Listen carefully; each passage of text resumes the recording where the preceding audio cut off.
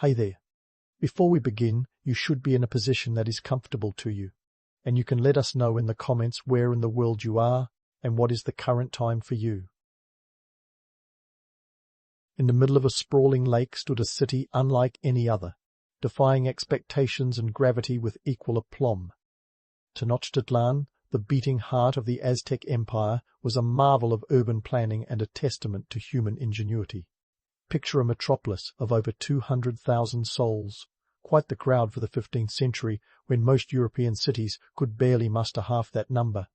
But Tenochtitlan wasn't just large, it was brilliantly organized, like an ancient Manhattan with a Mesoamerican flair. At the core of this architectural wonder was a grid layout that would make any modern city planner swoon. The Aztecs didn't mess around with winding alleys or chaotic sprawl. They laid out their city with the precision of a master chess player, ensuring that everything fit together like a puzzle. Streets ran in neat, orderly lines, intersecting at right angles and creating neighborhoods that were both functional and aesthetically pleasing. This wasn't just for show, it was essential to managing the flow of people, goods, and, most importantly, information across the city. Now, let's talk about the causeways. These weren't your average dirt paths, folks.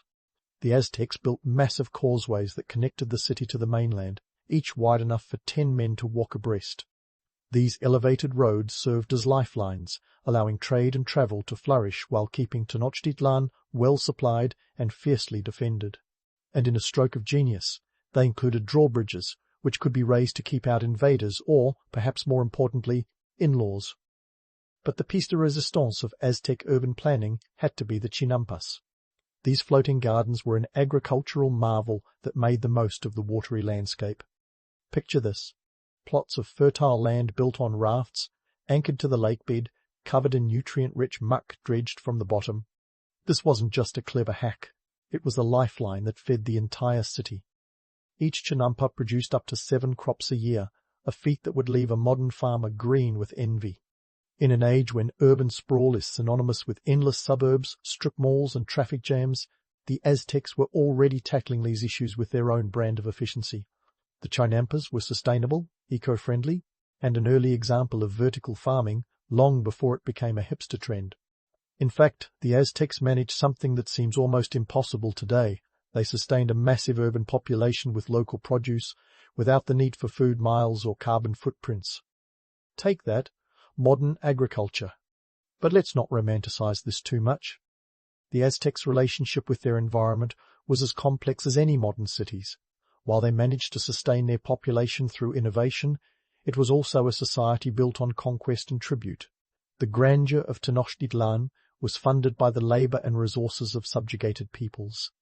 The city's splendor was, in many ways, a monument to the Aztecs' military prowess as much as their architectural genius. The Aztecs were also acutely aware of the fragility of their watery world. Their empire was a balancing act, much like their chinampas. They had to maintain harmony with the forces of nature which, as we all know, can be as unpredictable as a cat in a room full of rocking chairs. Yet they managed it with a level of sophistication that still impresses architects and historians alike. So, while we might chuckle at the idea of floating gardens and drawbridges as quaint relics of a bygone era, it's worth remembering that Tenochtitlan was a city ahead of its time. It was an urban oasis that thrived by turning its greatest challenges into its most remarkable features. And as we tackle our own urban dilemmas, perhaps the Aztecs have a few lessons left to teach us about living in harmony with our environment. Yet, for all their innovation, the Aztecs didn't just stop at floating gardens and tidy streets. They aimed higher, literally. Enter the iconic temples where stone met sky in a union of engineering might and religious fervor. At the heart of Tenochtitlan stood the Templo Mayor, the crown jewel of Aztec architecture, a structure that was more than just a pile of rocks.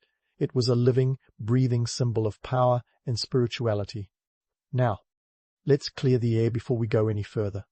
When people think of Aztec temples, they often imagine gruesome scenes of human sacrifice, blood dripping down stone steps. And while, yes, sacrifices were a part of Aztec rituals, reducing these awe-inspiring structures to mere altars of doom is like saying the Colosseum was just a place for lions to snack on Christians. There's a lot more to the story. The Templo Mayor wasn't just about theatrics. It was a testament to the Aztecs' architectural prowess. Measuring roughly 60 meters by 80 meters at its base, the temple reached a height of about 60 meters, equivalent to a modern 20-story building. Not bad for a civilization that didn't have the wheel or iron tools, right?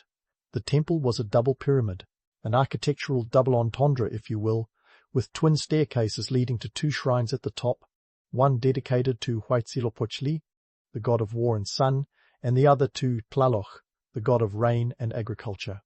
This wasn't just a matter of architectural symmetry, it was a reflection of the Aztecs' dual concerns, war and sustenance. The building techniques were as sophisticated as the symbolism was profound. The Aztecs used a method called tepetate, a volcanic rock, to create a stable foundation on the often shaky ground of the lake bed. It was like building a skyscraper on a waterbed, except they somehow managed to make it work without the benefit of modern engineering. They layered the stone with a kind of plaster made from lime, which was smooth and resilient, a bit like giving the temple a protective skincare routine. And let's not forget the decorations. The temple was adorned with sculptures, intricate carvings, and vibrant colors that would put a modern art installation to shame. Imagine stepping into a world where every surface is alive with symbolism and color, where each carving tells a story, each hue a prayer. The Aztecs didn't just build temples, they created experiences designed to awe and inspire. But why all this architectural grandeur? Well, the Aztecs weren't just building temples for the gods, they were building statements for the living. The Templo Mayor was the center of religious life, yes, but it was also a political hub, a place where power was displayed as much as it was worshipped. In a world where divine favor was seen as the ultimate endorsement, having the most impressive temple was akin to having the tallest skyscraper. It was a testament to the city's power and influence. Speaking of skyscrapers, let's draw a modern parallel. Just as cities today compete to have the tallest, most innovative buildings, the Aztecs used their temples to showcase their might and ingenuity. The Templo Mayor wasn't just a place of worship, it was a beacon of Aztec dominance, a reminder to every citizen and visitor of who was in charge. And here's a twist. The temple underwent multiple phases of construction. It wasn't static, it evolved, much like the city around it. Each new ruler left his mark by expanding or embellishing the temple, adding to its grandeur. This was a living, breathing testament to the empire's growth and success, a bit like a historical timeline etched in stone. But as we marvel at this architectural feat, it's crucial to remember that the Aztecs were pragmatic builders too. Their approach to construction was as much about functionality as it was about flair. They used local materials, worked with the landscape, and built structures that could withstand the test of time. They didn't just throw stones together and hope for the best. They engineered with purpose, balancing aesthetics with practicality. In debunking the myth of the Aztecs as mere bloodthirsty builders, we uncover a society that was as sophisticated as it was spiritual, as practical as it was pious. Their temples were more than just places for sacrifice. They were beacons of civilization, shining brightly in the heart of Tenochtitlan. The Templo Mayor was not just a monument to the gods, but a testament to the human spirit's unyielding drive to reach for the heavens, even if it meant starting from the mud. As we continue to explore the marvels of Aztec architecture, it becomes clear that their legacy is not just about what they built, but how they built it. Their temples stand as a reminder of a time when architecture was not just about utility or aesthetics, but a profound expression of identity, power, and belief. And as we look to the future, perhaps there's a lesson to be learned from the Aztecs, that true greatness is built not just on stone, but on the stories those stones tell. While the Aztecs were busy reaching for the heavens with their awe-inspiring temples, down on earth they needed something just as formidable to keep the whole show running. A robust economic engine. Enter the tribute system, the lifeblood of Aztec architecture and, quite frankly, the empire itself. This wasn't just a matter of collecting taxes, folks. It was an intricate web of power dynamics, resources, and, yes, a fair share of coercion. Now, let's dive into the nitty-gritty. The Aztecs weren't pulling coins from a treasury to fund their grand constructions. Instead, they relied on an empire-wide tribute system, which is a fancy way of saying, we won, you pay. Subjugated city-states were obligated to contribute goods, labor, or even military assistance in exchange for the dubious privilege of Aztec protection. This was no small affair. Tribute lists were detailed enough to make even the most diligent accountant break a sweat. Imagine the logistical ballet involved in collecting and distributing these tributes across the vast stretches of the Aztec Empire. We're talking about everything from cacao beans and feathers to textiles and precious metals. The famed Codex Mendoza, a record akin to an Aztec ledger book, lists the staggering array of tributes received from different regions. It's not just a shopping list, it's a testament to the Aztecs' organizational prowess. And the volume? Try hauling the equivalent of several football fields filled with goods annually. That's a lot of feathers. But what did all this tribute fund, you ask? Well, those grand temples didn't build themselves. The Aztecs had an army of laborers, often from conquered lands, working tirelessly to erect their monumental structures. It's a stark reminder that behind every architectural wonder there's a workforce whose stories are often untold. Picture thousands of workers chiseling, hauling, and sweating in the shadow of the Templo Mayor. An empire's glory was, quite literally, built on their backs. So, here's the kicker. While the Aztecs were masters of resource management, their economic system wasn't exactly a free market paradise. This was an economy driven by tribute and enforced labor, with a rigid hierarchy that kept the wheels turning. It's a stark contrast to the way modern cities fund their infrastructure with taxes, budgets, and, let's be honest, a healthy dose of bureaucratic bumbling. Speaking of which, let's take a moment to poke fun at our modern system. Sure, we've traded tribute for taxes, but has it really gotten simpler? Try navigating a city's budget proposal today, and you'll find yourself lost in a tangle of red tape and jargon that would make the most convoluted Aztec glyph look like a children's book. And while the Aztecs had their codices, we've got spreadsheets that seem designed to confuse rather than clarify. Yet, for all its complexities, the Aztec tribute system was astonishingly effective.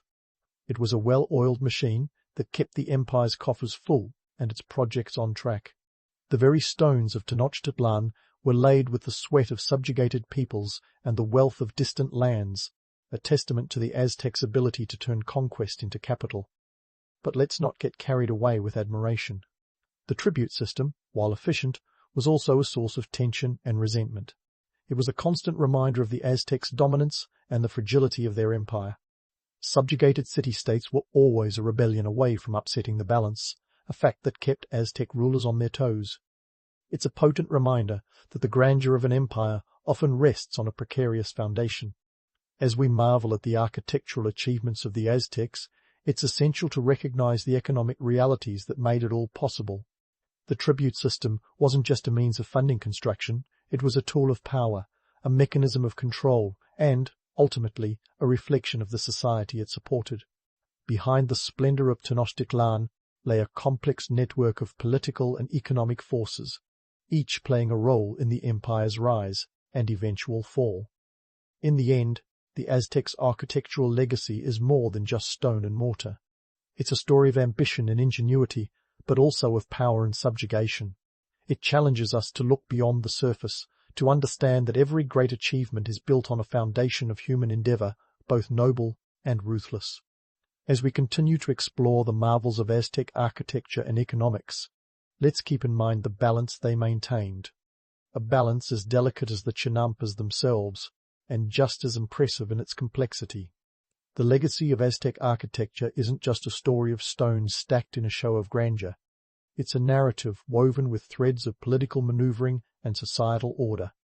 The Aztecs were not just skilled builders, they were maestros of urban choreography, using architecture as a stage to project power and maintain control.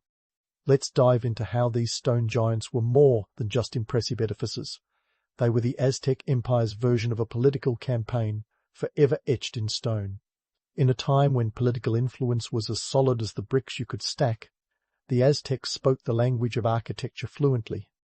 The Templo Mayor, for instance, wasn't just a spiritual beacon, but a looming reminder of Tenochtitlan's dominance.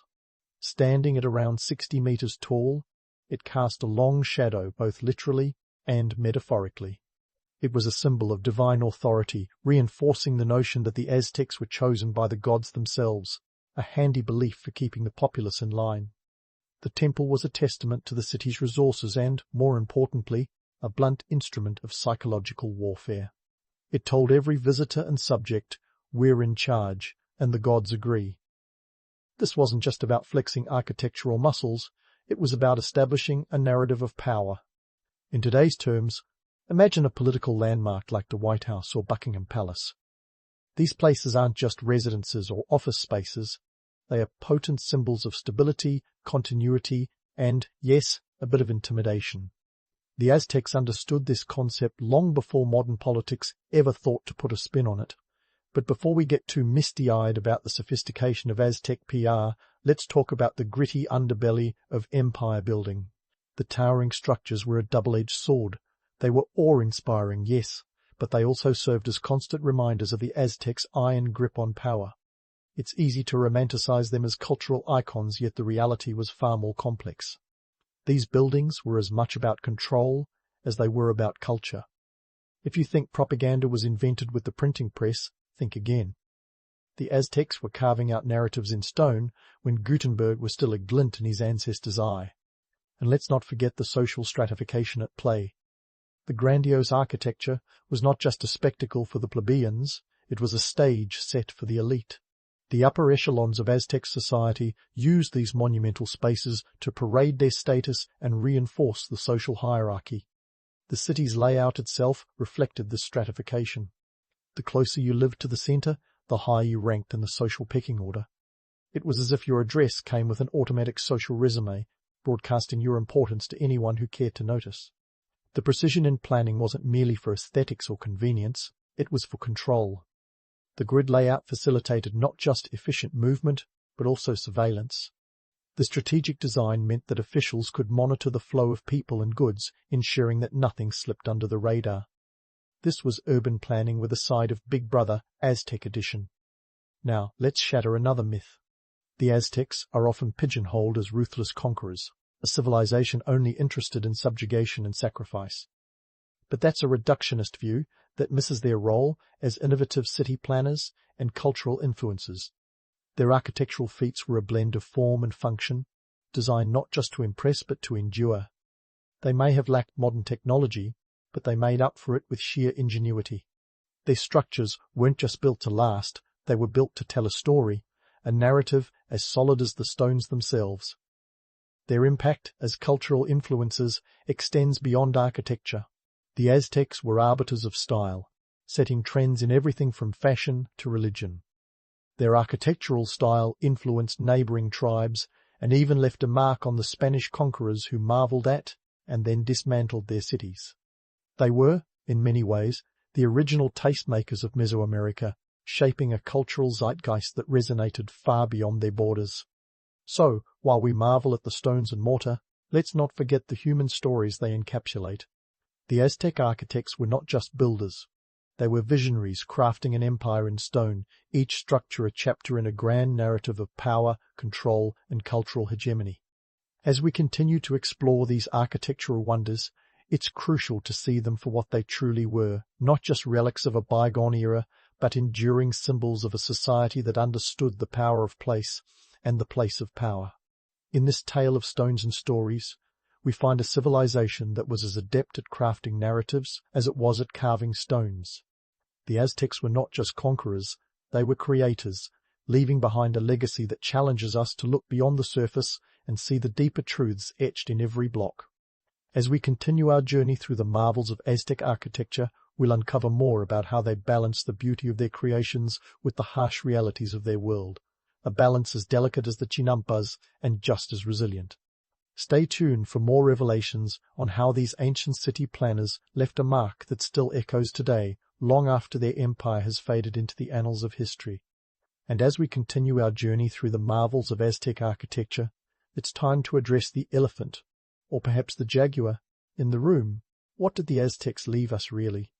When you think of legacies in architecture, you might picture the soaring spires of Gothic cathedrals or the stoic symmetry of Greek temples. But what about the Aztecs? What has survived the ravages of time, conquest, and the occasional bout of historical amnesia? Let's start with the physical evidence, or what's left of it. The Spanish, bless their conquistadorial hearts, weren't exactly preservationists. When Hernan Cortés and his band of adventurers rolled into Tenochtitlan, they saw a city that was a bit too impressive for comfort. The sight of Templo Mayor looming over the landscape, like a stern schoolmaster over a classroom, was enough to give any European a serious case of inferiority complex. So, what did they do? They dismantled it, stone by stone, and used the remains to build their own colonial structures. Talk about recycling with a vengeance, but while the physical structures might have been reduced to rubble, the influence of Aztec architecture is far from extinct. The grid layout of Tenochtitlan, with its orderly streets and strategic causeways, inspired urban planners in cities from Mexico City, built on the very ruins of Tenochtitlan to as far away as the United States. Think about it. When you walk through any city with a neat grid pattern, tipping your hat to the Aztecs might not be entirely out of place. They were, in a sense, the original city planners, laying the groundwork for urban design centuries before modern architects got their hands on blueprints. This influence extends beyond mere street layouts. The concept of integrating nature within urban spaces, a hallmark of Aztec architecture with those ingenious chinampas, has found its way into contemporary green architecture. Vertical farming, green roofs and urban gardens are all the rage now, but the Aztecs were doing it first, and they didn't even have hashtags to promote it. The irony is rich, isn't it? The same civilization that history often paints with the brush of savagery was pioneering sustainable practices long before they became the latest trend in eco-conscious design. Culturally, the Aztec legacy is woven into the very fabric of modern Mexican identity. The symbolism of their architecture, particularly the Templo Mayor, continues to resonate. It's not just about stones and mortar. It's about a shared heritage that speaks to the resilience and ingenuity of a people who thrived against the odds. The Aztec calendar, that intricate piece of art and astronomy, is a national icon, and their myths and legends still capture imaginations worldwide. Who needs Marvel superheroes when you've got Quetzalcoatl and Huitzilopochtli? Now, let's talk economics. The Aztecs' tribute system, that grand web of resources and power, echoes in today's global trade networks. Sure, we've traded feathers and cacao beans for stocks and bonds, but the underlying principle remains. Power dynamics and resource control are as relevant now as they were 5 centuries ago. If the Aztecs taught us anything, it's that economics is as much about storytelling as it is about numbers.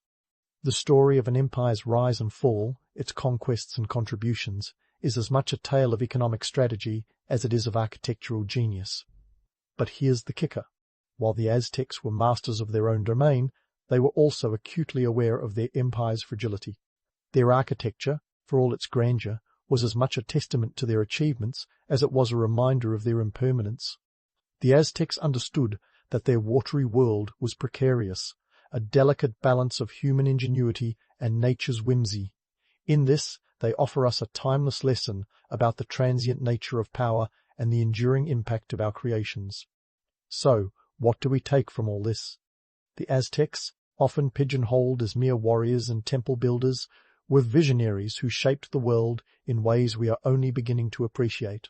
Their legacy is a mosaic of innovation and adaptation, a testament to the human spirit's capacity to create and inspire, even in the face of seemingly insurmountable challenges. As we continue to navigate our own urban jungles, perhaps there's wisdom to be gleaned from those ancient city planners who turned a lake into a metropolis and a civilization into a legend.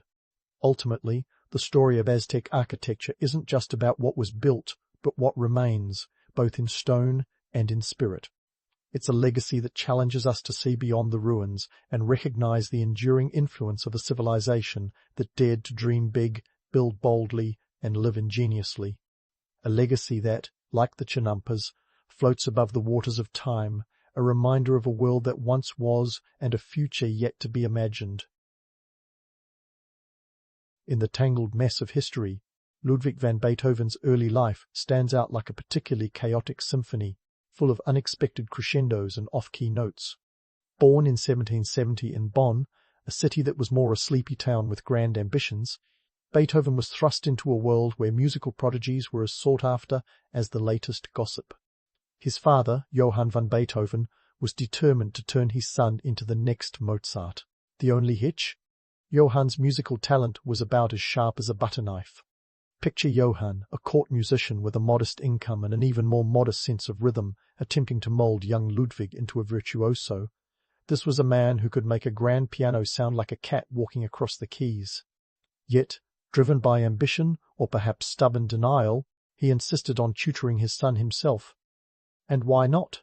A good music teacher in Bonn would charge a small fortune, 10 to 15 gulden per month, when a skilled craftsman might earn around 20 gulden.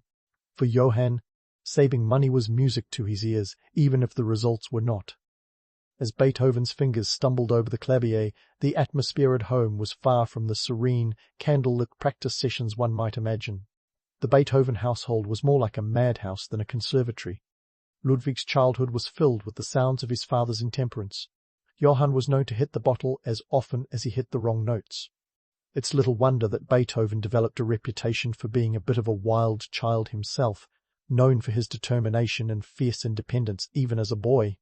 Despite the chaos, Beethoven's talent was undeniable.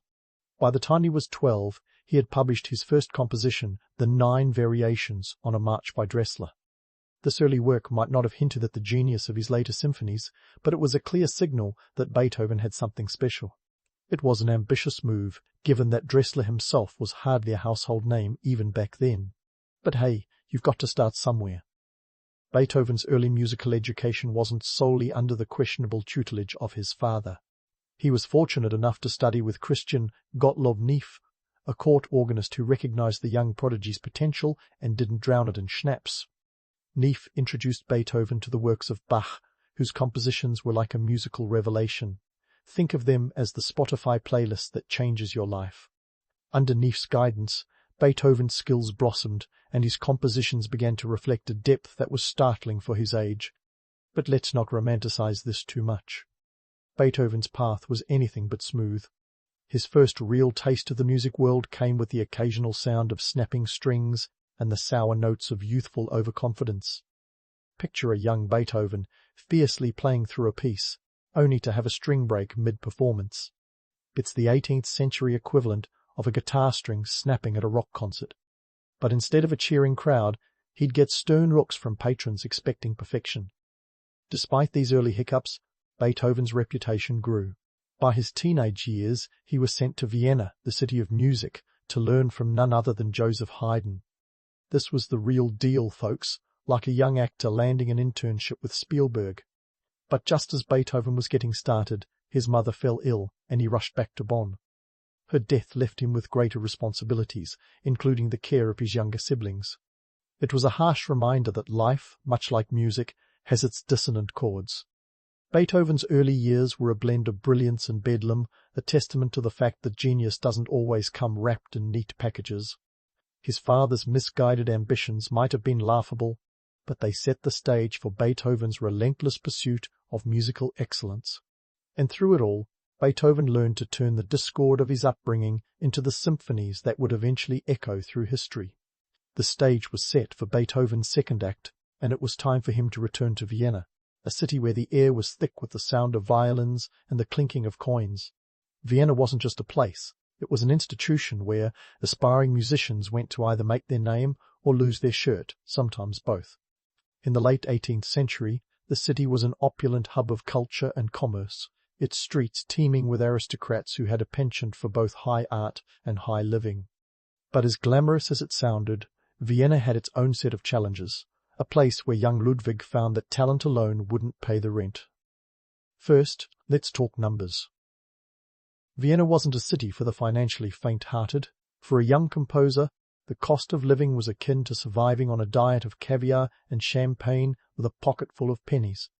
Rent could easily swallow up 100 gulden a year, a hefty sum when you consider that the average musician might pull in around 400 gulden annually if they were lucky, and Beethoven, never one to shy away from a bit of drama, managed to find himself embroiled in a series of disputes with landlords that would make a soap opera plot look tame. Think of it as the original Tenant from Hell saga, complete with late-night evictions and heated arguments. Yet, this was Vienna, and the allure of the city was like a siren's call to musicians. It was here that Beethoven rubbed shoulders with the crème de la crème of musical talent, and where he began to truly hone his craft. In a place where the likes of Haydn and Mozart had walked before him, Beethoven's early symphonies began to take shape, each note a testament to his growing genius. His Symphony No. 1, premiered in 1800, was like a calling card to the world, announcing his arrival with a boldness that demanded attention. Critics of the time were quick to point out its unconventional structure, yet, in true Beethoven fashion, he took the criticism and turned it into fuel for his creative fire. But let's not kid ourselves. Vienna was no paradise for a struggling artist. Beethoven's quest for patronage was akin to a never-ending game of musical chairs, where the stakes were high and the players ruthless. Securing a wealthy patron was like hitting the jackpot, and Beethoven was not above a bit of strategic maneuvering to capture the attention of the aristocracy. He understood the game well. After all, flattery could be as persuasive as any melody. His patrons included some of the most influential names of the era, like Prince Karl Lichnowsky and Count Waldstein, who provided not just financial support, but a measure of social clout that was invaluable. But let's not forget that Beethoven was never one to mince words. His relationships with patrons and contemporaries were often marked by a blend of admiration and thinly veiled contempt. When faced with criticism, Beethoven's response was typically a mixture of defiance and wit. Take, for instance, the comment from the composer Carl Maria von Weber, who famously quipped, "If there is anyone who can do it, it is Beethoven, but only because he has the courage to do it." Rather than taking offense, Beethoven seemed to revel in the idea of being the bold rule-breaker. In the salons and concert halls of Vienna, Beethoven was both revered and reviled, a figure who seemed to thrive on the friction between genius and madness. His contemporaries recognized his talent, but were often baffled by his unorthodox methods and fiery temperament. The legendary composer Antonio Salieri, while impressed with Beethoven's skill, reportedly found his personality less than endearing. Salieri, who was considered the ultimate authority in musical education at the time, once remarked that Beethoven's music was a bit too much for polite society. Beethoven naturally took this as a compliment, viewing his compositions as a way to push boundaries rather than conform to them. And then there were the symphonies, the epic, sweeping symphonies that began to emerge from Beethoven's creative mind during his time in Vienna. While his first symphony might have raised a few eyebrows, his subsequent works, like the Symphony No. 3, the Eroica, blew the doors off the hinges of conventional music, originally dedicated to Napoleon Bonaparte, until Beethoven scratched out the dedication in a fit of disillusionment when Napoleon crowned himself Emperor. The Eroica was a radical departure from anything the world had heard before. It was longer, more complex, and packed with an emotional intensity that was as exhilarating as it was exhausting. Yet, behind the scenes, Beethoven's life was far from the harmonious symphonies he composed. His infamous temper, coupled with a growing hearing impairment, added a layer of tension to an already tumultuous existence. Imagine the frustration of a composer losing the ability to hear his own music, a cruel irony that Beethoven bore with a mixture of rage and resilience. Despite his growing deafness, Beethoven's output remained prodigious, a testament to his unyielding determination to create music that transcended the limitations of the physical world. So, there he was, Ludwig van Beethoven, navigating the treacherous waters of Viennese society, a man whose music would come to define an era, but who had to fight tooth and nail for every inch of recognition. His journey was one of contradictions, a life marked by both triumph and struggle, where the grandeur of his compositions often stood in stark contrast to the gritty realities of his day-to-day life. As we look back on this period, it's clear that Beethoven's story is one of relentless ambition and unrelenting passion, a reminder that even in the face of adversity, the music could and did play on. Stay tuned, because Beethoven's story is far from over, and the crescendo is just beginning. As Beethoven's life in Vienna crescendoed, his story took on the drama of a full-blown opera, minus the theatrical wigs and plus a whole lot more grit. Mid-career, Beethoven was like a symphonic superhero, fearlessly redefining what music could be while grappling with personal demons that would have driven lesser mortals to a quiet life in the countryside. This was the era when he unleashed the Eroica Symphony, a musical juggernaut that left audiences both bewildered and breathless. Now, the Eroica wasn't just another symphony, it was a revolutionary manifesto wrapped in sound waves. Dedicated initially to Napoleon Bonaparte, a decision that seemed as doomed as Beethoven's attempts to find a good barber. The dedication was famously retracted when Napoleon crowned himself emperor in 1804. Beethoven, feeling betrayed, scratched out the name with such force that he nearly tore through the page. Imagine that, an erasure that practically screamed, "Et tu, Bonaparte?" It was a symbolic act that captured Beethoven's disillusionment with political heroes, revealing that his revolutionary fervour was less about politics and more about artistic freedom. Economic times were tough, and Beethoven was no stranger to financial woes.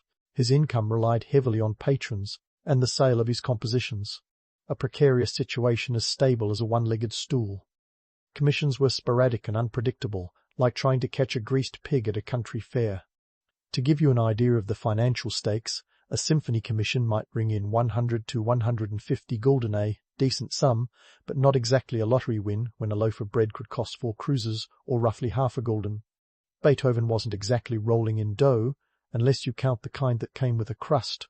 As for his hearing, let's be real, Beethoven's growing deafness wasn't just a tragic subplot, it was the kind of cruel twist that seems ripped from a melodramatic novel. By the time he was working on the Eroica, his hearing had deteriorated enough that he began to avoid social gatherings. For a composer, losing your hearing is like a painter losing their sight or a chef losing their sense of taste. But instead of waving the white flag and retreating from the music world, Beethoven doubled down. His compositions during this period became even more radical, as if he was challenging the universe with every note. Let's talk about his process. Beethoven composed with a ferocity that bordered on obsession, scribbling ideas on scraps of paper that littered his apartment like musical confetti. His sketches reveal a mind in constant motion, where themes and motifs were twisted and turned like Rubik's cubes until they clicked into place. And while the romantic image of the solitary genius might be appealing, the reality was a bit less glamorous. Beethoven was known for his chaotic work habits, his rooms were often in disarray, and his pianos bore the scars of his intense playing. He'd pound out melodies with such vigor that hammers and strings would break, a testament to both his passion and the limits of 19th-century craftsmanship. Despite, or perhaps because of, his personal struggles, Beethoven's middle period was marked by a string of masterpieces that redefined classical music. Beyond the Eroica, there was the Appassionata Sonata, a piano piece so intense it practically sweats passion from its chords, and the Violin Concerto in D major, which set new standards for emotional depth in instrumental music. Each work was a declaration of independence from the classical conventions of his predecessors, like Mozart and Haydn, who were undoubtedly spinning in their graves with the complexity of Beethoven's compositions. The myth of Beethoven as a solitary hermit reveling in his own misery is tempting but misleading. While he was certainly no social butterfly, his circle included some of the most influential minds of his day. He counted poets, philosophers, and fellow musicians among his friends and correspondents. While his deafness isolated him physically, it didn't entirely sever his connections to the intellectual currents of his time. Beethoven engaged with the ideas of the Enlightenment, which championed reason, individualism, and a belief in human progress, concepts that found their way into his music in subtle and profound ways. And let's not forget about the critics. Oh, the critics! They were a mixed bag, from those who hailed Beethoven as a genius to those who viewed his new works as the musical equivalent of abstract art.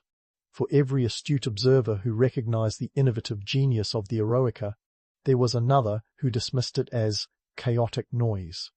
Yet Beethoven seemed to thrive on the friction between acclaim and criticism, using it as fuel for his creative fire. He was like a musical Prometheus, stealing the fire of inspiration and using it to light up the concert halls of Vienna. But as much as Beethoven's music soared, his personal life was plagued by a series of unfortunate events that would make Lemony Snicket proud. His health was a constant concern, with ailments ranging from stomach issues to more serious conditions that sent him spiraling into bouts of depression. He was also embroiled in family dramas, particularly with his brother and nephew, that were more melodramatic than a soap opera. Yet, through it all, Beethoven's spirit remained unbroken, and his music continued to evolve in ways that left even his most ardent supporters in awe. In essence, Beethoven's mid-career was a period of dynamic contradictions. a time when his music broke boundaries, while his personal life seemed determined to erect them. His compositions from this era are not just remarkable for their innovation, but for their ability to convey the full spectrum of human emotion. They reflect a man who, despite, or perhaps because of his personal challenges, created works of staggering beauty and complexity.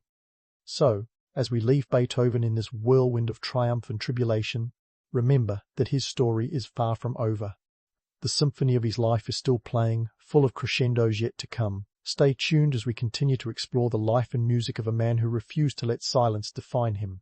As Beethoven's life marched onward, the symphony of his existence hit a dramatic crescendo, blending personal chaos with professional genius.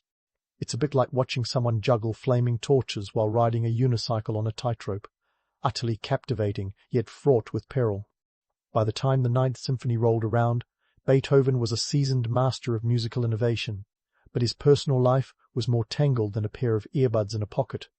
The Ninth Symphony, the one with the Ode to Joy, that every graduation ceremony loves to blare, was a triumph of orchestral grandeur. Premiered in Vienna in 1824, it was an audacious blend of choral and symphonic music that left audiences slack-jawed. And yet, even as this masterpiece soared, Beethoven's life on the ground was less harmonious. Here's the kicker. Despite the Ninth Symphony's success, Beethoven wasn't exactly swimming in gold coins like Scrooge McDuck. Financially, he was more like a broke artist trying to sell NFTs before they were cool. Sure, he had patrons, but the economic reality was that music didn't always translate to monetary gain. Remember, a successful symphony might pull in 400 gulden, but that's chump change when you consider the cost of musicians, copyists, and those ever-present landlords breathing down his neck. And while Vienna gave him a standing ovation, Beethoven found more adulation abroad. London, Paris, and other European cultural hubs were like fangirls at a Beatles concert, while Vienna treated him with an indifference that would make a Stoic look emotional. It was an ironic twist worthy of a Greek tragedy, the hometown hero who was cherished everywhere but home. Now, let's talk about Beethoven's personality, which was as prickly as a porcupine on a bad hair day. His infamous letters paint a vivid picture of a man who wielded words like a fencing master. Known for his irascible nature, Beethoven's correspondence is a roller coaster of wit, sarcasm, and the occasional vitriolic outburst. One can't help but chuckle at his exasperated missives to publishers, laced with complaints about late payments and artistic integrity. He once declared to a publisher, "Send me money, and I will send you music. If you send me no money, you will get no music." And then there was his love life, or lack thereof. Beethoven's romantic endeavours were a series of near misses and unrequited loves, more tragic than a Shakespearean sonnet. His immortal beloved letter remains a tantalizing mystery, addressed to an unknown woman who seemingly captured his heart. Yet, despite his longing, Beethoven never found the marital bliss that eluded him like a melody just out of reach. His relationships were often plagued by his own volatile temperament and his inability to maintain long-term attachments. In a way, Beethoven was married to his music, his compositions the only lasting legacy of his passion. But let's not sugarcoat it. Beethoven's later years were riddled with health issues that would have left most people bedridden. He suffered from a litany of ailments, chronic abdominal pain, liver disease, and the relentless progression of his deafness. The latter was particularly cruel, stripping away the very sense that defined his life's work. And yet, in a twist of fate, this isolation may have pushed him to innovate further, to create symphonies that transcended his personal limitations. In his final years, Beethoven's music took on a transcendent quality, culminating in the late string quartets. These works, composed between 1825 and 1826, were initially baffling to audiences and critics alike. They were dense, complex, and introspective, like a musical conversation with the universe. It was as if Beethoven was crafting a dialogue that only he could hear, yet one that resonates with listeners even today. The late quartets were not commercially successful in Beethoven's time, but they laid the groundwork for future generations of composers. They were like a time capsule of innovation, waiting to be discovered and appreciated by those who could grasp their profound depth. But for Beethoven, they represented a personal triumph, a defiant statement of artistic freedom in the face of earthly constraints. As the curtain began to fall on Beethoven's life, he remained a figure of contradictions, beloved yet misunderstood, revered yet isolated. His legacy was a testament to the power of human creativity, a reminder that, even in the face of adversity, art can soar. And while his life was far from a fairy tale, the music he left behind ensured that his story would resonate long after the final note had been played. Beethoven's later years were a symphony of struggle and brilliance, a testament to the enduring spirit of a man who refused to be silenced. As we look ahead to the final act of his life, we see a figure who, despite the odds, never stopped composing, never stopped dreaming, and never stopped believing in the transformative power of music. Stay tuned, because the story isn't over yet. The maestro's swan song is still to come, and trust me, it's one you won't want to miss. As we dive into the final act of Beethoven's life, let's take a moment to consider the man behind the myth. He wasn't just a brooding genius pounding out symphonies in a candlelit room. No, Beethoven was a human whirlwind of contradictions and creativity, a man whose life was as loud and unpredictable as his music. When he finally bowed out in 1827, the world was left with a cacophony of stories, some true, some exaggerated, and others spun from whole cloth. Beethoven's death in Vienna at the age of 56 might have been the end of his earthly troubles, but it was the beginning of an incredible posthumous journey. Picture this: Vienna, 1827, a city that had been both home and battleground for Beethoven. On the day of his funeral, more than 20,000 people lined the streets to pay their respects. That's more than the population of some small towns in the Habsburg Empire at the time, showing that even in death, Beethoven could command a crowd. But let's not romanticize this scene as a universal outpouring of grief. Sure, there were genuine mourners, but the event also attracted the curious and the opportunistic people who wanted to witness the spectacle of a great man's send-off. It was a bit like the aftermath of a rock star's passing today, with fans and gawkers rubbing shoulders in a carnival of mourning. In the years that followed, Beethoven's legacy grew like a snowball rolling downhill, gathering myths and legends along the way. The narrative of Beethoven as the tortured, misunderstood genius was irresistible. It played right into the romantic ideals of the 19th century, a time when the notion of the suffering artist was as fashionable as powdered wigs had been a few decades earlier. People began to view Beethoven not just as a composer, but as a symbol of artistic struggle and triumph over adversity. But here's the kicker. Beethoven's reality wasn't nearly as neat as these myths would have you believe. Yes, he was a genius, but he was also a man who faced more than his share of life's messiness. His deafness, financial struggles, and tempestuous relationships were real, gritty problems, not just plot points in a melodramatic tale. And while his music soared to heights that few have matched, his life was often mired in the mundane struggles of rent payments and family squabbles. The romanticized version of Beethoven would have you believe he was a solitary genius, cut off from the world by his deafness, creating masterpieces in splendid isolation. But the truth is, Beethoven was deeply engaged with the world around him. He corresponded with friends, patrons, and other composers, and he was fiercely aware of the political and social currents of his time. His music, while deeply personal, was also a response to the world he lived in, a world of revolutions, wars, and societal upheavals. As the 19th century progressed, Beethoven's influence spread across Europe and beyond. His music became a staple of concert halls from London to Paris to New York. Composers like Brahms, Wagner, and Liszt looked to Beethoven as a guiding star, each taking inspiration from his work while striving to carve out their own place in the musical firmament. Beethoven's compositions were like a musical roadmap, showing the way to new possibilities while setting a formidable standard that challenged future generations. And yet, as his legend grew, so did the misconceptions. The image of Beethoven as a tragic, isolated genius became so entrenched that it obscured the full picture of who he was. This mythologizing wasn't just a 19th century phenomenon, it continued into the 20th and 21st centuries, where Beethoven's scowl became an icon of artistic angst, and his bust a fixture in music classrooms worldwide. Consider Beethoven's Ninth Symphony, the Ode to Joy. Today, it's synonymous with celebration and unity, played at everything from the fall of the Berlin Wall to the Olympic Games. But for Beethoven, It was a complex work reflecting both his personal struggles and his hope for a better world. The symphony's final movement, with its choral setting of Schiller's poem, was a radical statement of brotherhood and peace in an era of conflict, a message that resonates powerfully even today. So, would Beethoven recognize the legend he's become? It's a tantalizing question. On one hand, he might be bemused by the layers of myth that have been draped over his story. On the other, he would likely be pleased that his music continues to inspire and challenge. After all, Beethoven was a man who believed deeply in the power of music to express the inexpressible, to connect people across time and space. In the end, Beethoven's legacy is as multifaceted as his music. He's a figure who embodies both the romance and the reality of the artistic life. A man whose profound contributions to music cannot be overstated, yet whose humanity remains an essential part of his story.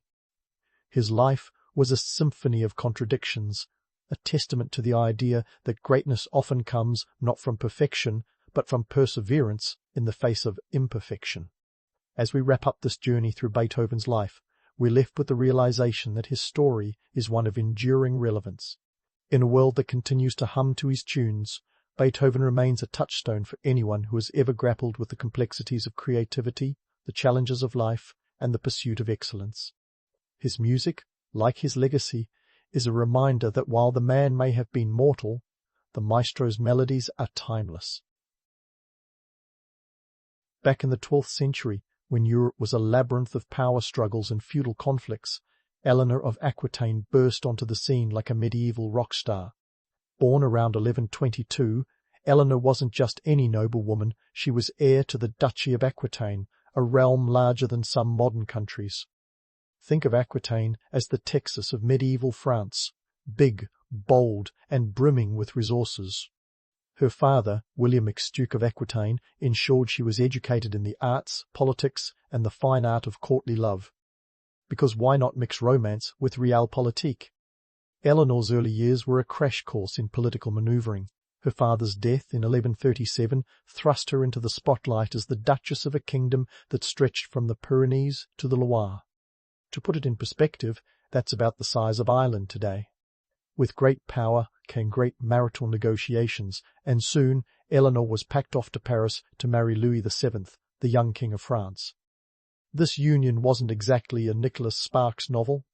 It was more like a Game of Thrones subplot, with less dragons and more ecclesiastical meddling. Their marriage was a strategic chess move, designed to merge two powerful territories. Now, let's talk about Louis VII, the man who was more monk than monarch. While Eleanor was bold and vivacious, Louis was pious and reserved, a match made in medieval purgatory. Their relationship was a bit like pairing a rock star with a librarian. Eleanor, with her penchant for the arts and adventure, must have found Louis's monastic leanings about as exciting as watching paint dry. But the political stakes were high, and divorce wasn't just a no-big-deal kind of thing, it was a burn-at-the-stake kind of deal. In 1147, Eleanor found herself swept into the grandiose plans for the Second Crusade, led by none other than her husband Louis. The crusade was a holy mission to reclaim the Holy Land, but Eleanor's involvement was less about military strategy and more about medieval PR. Picture this, Eleanor, with her entourage of 300 ladies in waiting, all dressed to the nines like it was Paris Fashion Week, riding off to the Middle East. The reality? The crusade was a logistical nightmare, and Eleanor's presence was more about optics than outcomes. Her role was to inspire and rally the troops, not to march them into battle. It was a classic case of style over substance. The crusade itself was a fiasco, marred by poor planning and disastrous decisions. At one point, the French army was ambushed in a narrow mountain pass in Anatolia, a blunder that left them decimated and demoralized. Not exactly the kind of story you'd want for your medieval Instagram. Eleanor and Louis's relationship, already on the rocks, was further strained by the hardships of the crusade. Her attempt to assert more influence over military decisions didn't sit well with her husband, who wasn't particularly keen on his queen playing general. As the crusade dragged on, Eleanor and Louis's marriage continued to unravel. By the time they returned to France, their union was as broken as a medieval siege tower. They had 2 daughters, but no male heir, which in those days was like ordering a pizza and getting only the crust. The lack of a male heir was a ticking time bomb for their marriage, and Eleanor, ever the political strategist, began to plot her next move. The annulment of their marriage in 1152 was both scandalous and liberating for Eleanor. It was the medieval equivalent of a celebrity divorce, complete with whispers, courtly intrigue, and the Pope's blessing. The annulment cited consanguinity. Basically, they were too closely related. In reality, it was more about political incompatibility than genealogical overlap. With the end of her marriage to Louis, Eleanor reclaimed control of Aquitaine, which was no small feat. She wasn't just free, she was a single duchess with a massive territory and a not-so-secret list of suitors. And there you have it, Eleanor's early life, a whirlwind of power plays, strategic marriages, and crusade misadventures. She was a woman ahead of her time, navigating the treacherous waters of 12th century politics with style and savvy. Eleanor was far from finished, and her next moves would only solidify her as one of the most formidable figures in medieval history. But that's for another day, when we'll dive into her next romantic and political escapade, because if there's one thing Eleanor knew, it was how to keep people talking. Just as Eleanor was ready to strut into her next chapter, she set her sights on someone with a bit more fire and a lot more ambition than Louis. Enter Henry Plantagenet, the young Duke of Normandy, Count of Anjou, and future King of England. If Eleanor's annulment from Louis was a medieval scandal, her swift marriage to Henry was downright sensational. This was no ordinary rebound, this was a power play that would make even modern political strategists sit up and take notes. Picture the medieval equivalent of a royal wedding splashed across every tabloid, a union that promised to reshape the political landscape of Europe. Now, let's unpack this union like it's a medieval mystery box. When Eleanor tied the knot with Henry in 1152, she didn't just gain a husband, she snagged a partner in crime with a knack for empire building. Henry, barely 19 at the time, was a force of nature. Ambitious and energetic, he had his eyes set on a sprawling realm that history would come to know as the Angevin Empire. This was a vast collection of territories that would eventually stretch from Scotland to the Pyrenees, and Eleanor was its queen. But this wasn't just a fairy tale of castles and crowns. Eleanor's marriage to Henry was a strategic alliance that would have made any medieval matchmaker proud. By bringing her extensive lands in Aquitaine into the fold, Eleanor and Henry created a power base that was the envy of every European monarch. This was a political chess game, and Eleanor knew how to play her pieces with finesse. Her marriage to Henry was less about romance and more about real estate specifically, the vast tracts of land that would make up the Angevin Empire. Of course, this wasn't all smooth sailing. Eleanor was no damsel in distress waiting for a knight to rescue her.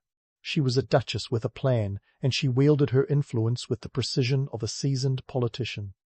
In a world where women were often sidelined, Eleanor carved out a space for herself at the heart of power.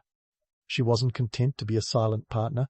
She was an active participant in the governance of their territories, and she had a say in the matters that shaped their empire. And let's not forget Eleanor's role in the cultural phenomenon known as the Court of Love. Some say it was a literary salon where poets and troubadours gathered to debate the finer points of romance. Others argue it was more myth than reality, a romanticized version of court life that glossed over the harsher truths. While the legends paint a picture of Eleanor presiding over debates about chivalry and courtly love, the reality was likely more pragmatic. The court was a place where cultural and political interests intersected, a hub of artistic patronage and intellectual exchange that echoed Eleanor's own diverse interests. But Eleanor's influence didn't stop at poetry and politics. She was instrumental in the cultural revival of the 12th century, a period that saw a flowering of literature, music, and art. Her court became a beacon for artists and thinkers, a place where new ideas could take root and flourish. And while the Court of Love may be more legend than fact, Eleanor's impact on the cultural landscape of her time was undeniable. As Henry and Eleanor's empire grew, so did the challenges they faced. Their marriage was a partnership, but it was also a battleground. Henry's relentless ambition and Eleanor's independent streak often clashed, creating a dynamic that was as volatile as it was powerful. Together, they were a formidable force, but their relationship was far from idyllic. It was a complex dance of power and politics, love and rivalry that would ultimately test the limits of their alliance. The Angevin Empire, with its vast territories and diverse peoples, was a patchwork quilt of power and privilege. It was a realm that required careful management, and Eleanor was more than up to the task. She was a shrewd administrator, a savvy diplomat, and a cultural patron who left an indelible mark on the history of medieval Europe. But as the empire expanded, so too did the cracks in its foundation. Family tensions, political rivalries, and external threats loomed large, setting the stage for the drama that would unfold in the years to come. So, as Eleanor and Henry navigated the turbulent waters of empire building, they laid the groundwork for a legacy that would endure long after their reign. Their story is one of ambition and intrigue, power and passion. A tale that continues to captivate and confound historians to this day. The next chapter in Eleanor's life would see her facing new challenges and making bold moves that would further cement her place in history. But for now, we leave her at the height of her powers, a queen in her own right, poised to shape the future of a continent. Stay tuned, because Eleanor's story is far from over, and the twists and turns are only just beginning. Eleanor of Aquitaine was riding high, both literally and metaphorically, as she and Henry II expanded their empire. But like any good medieval soap opera, the story had its fair share of plot twists, involving family feuds that would make a Thanksgiving dinner look like a diplomatic summit. The Angevin Empire was a sprawling patchwork of territories, and managing it was like trying to keep a dozen plates spinning.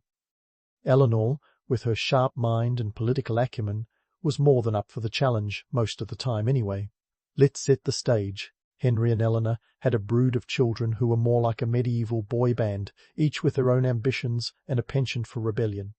The cast included Richard the Lionheart, who would go on to become quite the Crusader king, and John, the infamous Lackland, whose reign would inspire the Magna Carta. But these weren't your average sibling squabbles over who got the bigger slice of the pie. These were full-on rebellions, complete with armies, intrigue, and enough drama to fill several volumes of family therapy case studies. By 1173, the family tensions boiled over into the Great Revolt, a rebellion that pitted Henry against his own sons. Talk about a dysfunctional family reunion. The young princes, emboldened by their mother's ambitious spirit, decided they wanted a piece of the power pie. And Eleanor, never one to shy away from a political gamble, reportedly backed her son's rebellion against Henry. This wasn't just a case of teenage rebellion. This was a full-scale insurrection. Now, you might wonder why Eleanor would risk it all by siding with her sons. Well, the political landscape was as treacherous as a medieval moat. Eleanor was keenly aware of the need to secure her children's future, and she likely saw supporting their cause as a way to balance the scales of power. But as with any high-stakes game, this one came with risks. By 1174, the revolt had fizzled out, thanks in no small part to Henry's military prowess and political cunning. The young princes were forced to submit to their father, and Eleanor found herself in a less than enviable position. For Eleanor, the consequences of this failed rebellion were as harsh as a medieval winter. Henry, not exactly the forgiving type when it came to betrayal, had Eleanor arrested. She was imprisoned, not in some damp dungeon, but in respectable yet restrictive conditions.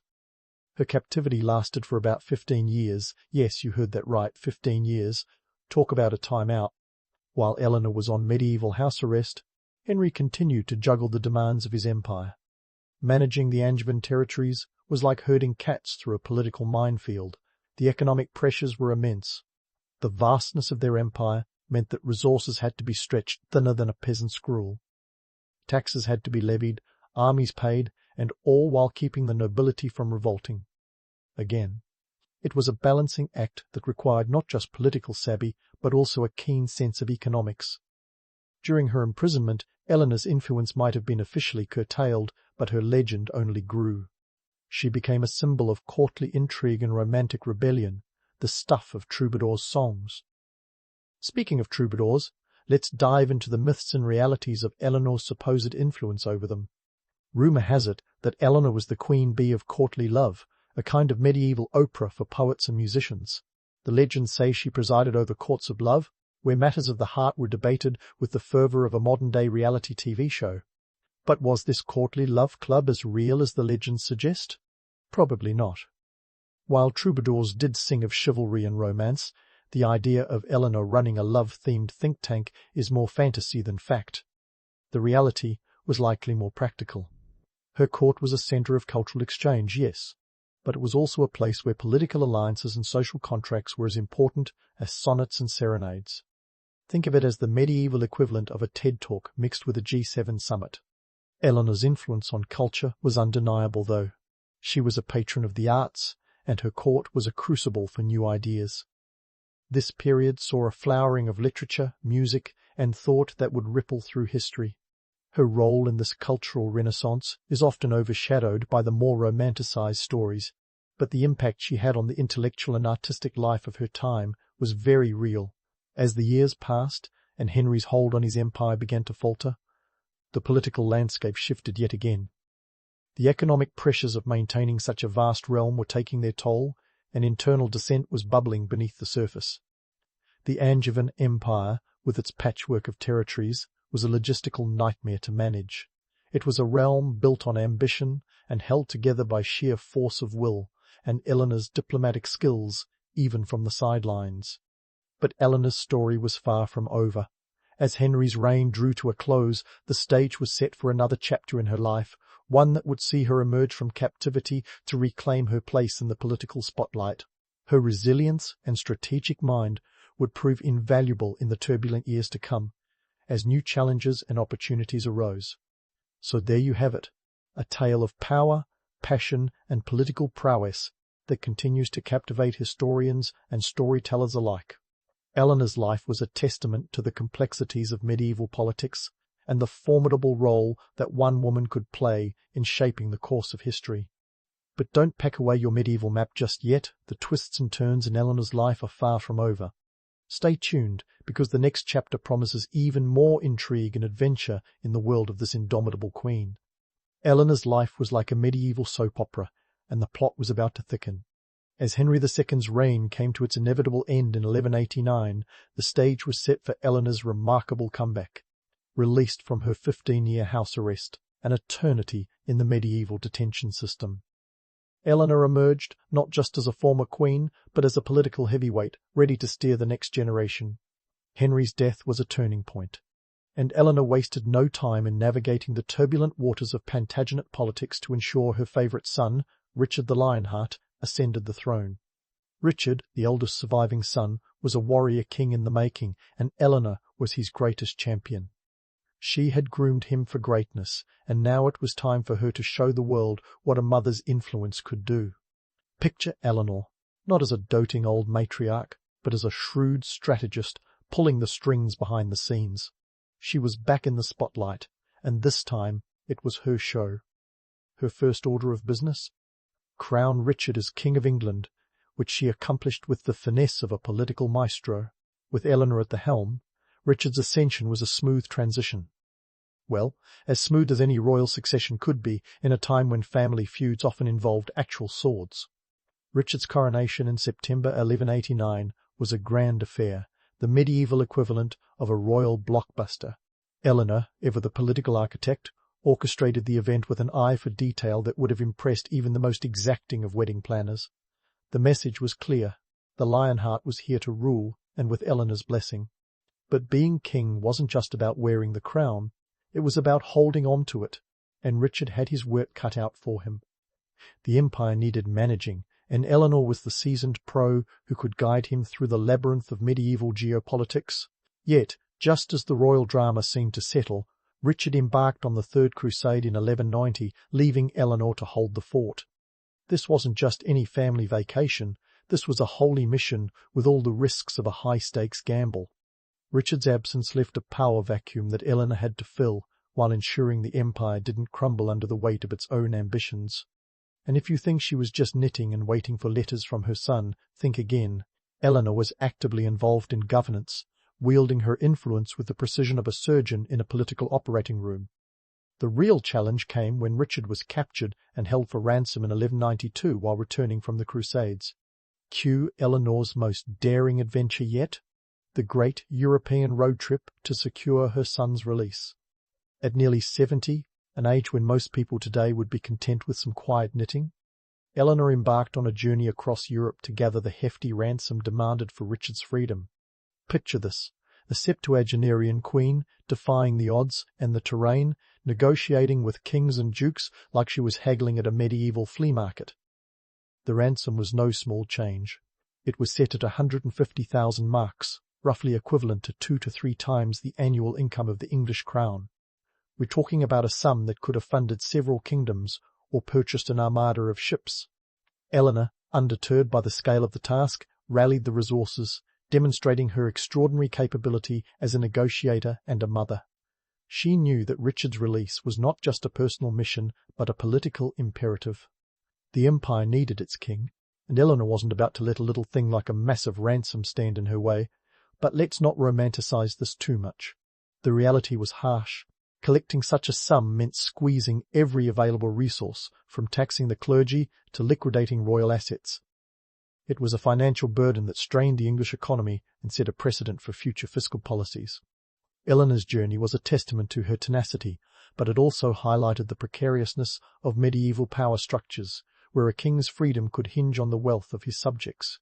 Once Richard was finally freed in 1194, Eleanor's role did not diminish. Far from it, she continued to be a key player in the political arena, acting as a regent during Richard's absences and working tirelessly to maintain the stability of the realm. Her later years were a complex juggling act, as she sought to keep her family from fracturing under the weight of their ambitions. Richard may have been the Lionheart, but Eleanor was the iron-willed matriarch who kept the pride from tearing itself apart. The legends of her wisdom and influence grew during this time, and while Eleanor's reputation as a formidable leader is well deserved, it's worth noting how the romantic narratives often gloss over the gritty realities. The troubadours and chroniclers painted her as a queen of unparalleled sagacity, but the truth is, her wisdom was rooted in practicality and the cold, hard necessities of survival. Eleanor knew that power was as much about perception as it was about action, and she wielded both with equal dexterity. As the years went by and the century drew to a close, Eleanor's influence remained strong, even as her family continued to be a soap opera of medieval proportions. Richard's reign, though marked by military exploits and legendary battles, was constantly under threat from internal and external forces. Eleanor's diplomacy and political acumen were crucial in navigating these turbulent waters, ensuring that the Plantagenet legacy endured. Yet, the costs of maintaining royal authority were steep. The economic pressures of sustaining the empire weighed heavily on the crown, and the constant need for military campaigns drained the coffers faster than they could be replenished. Eleanor's later years were a testament to the harsh truths of leadership. Power was expensive, and the price was often paid in both coin and conscience. As we reflect on Eleanor's life, it's clear that her story is one of resilience and adaptability, a narrative that continues to captivate historians and storytellers alike. The legends that surround her are compelling, yet the reality is even more intriguing. Eleanor of Aquitaine was a woman who navigated the treacherous currents of medieval politics with a skill that few could match. Her legacy is a tapestry woven with both myth and truth, a reminder that history is as much about the legends we create as it is about the facts we uncover. But don't close the book just yet. Eleanor's story has more chapters to explore, more twists to unravel. As we move forward, we'll delve deeper into the intricacies of her family dynamics and the lasting impact of her actions on the medieval world. So stay tuned, because this remarkable queen's tale is far from finished. Eleanor's story, my friends, doesn't just end with the flickering candle of medieval politics dimming into the past. No, it blazes like a comet, leaving a trail of legacy that outshines the romantic myths that have since swirled around her. Let's dive into the real Eleanor, the one whose life was a chess game played on a board stretching across Europe, with each move more daring than the last. First things first, let's clear the air around those troubadour tales. Eleanor, dubbed the patron saint of courtly love, supposedly sat around debating the nuances of romance like a medieval Dr. Phil. But the reality? That's more fantasy than fact. Her court wasn't a love-struck cabaret. It was a political salon where alliances were forged and cultures collided. Eleanor's gatherings were more about securing favourable marriages and political treaties than swooning over sonnets. Her influence on the cultural world was real, but it was practical rather than poetic. She was less about love songs and more about power duets.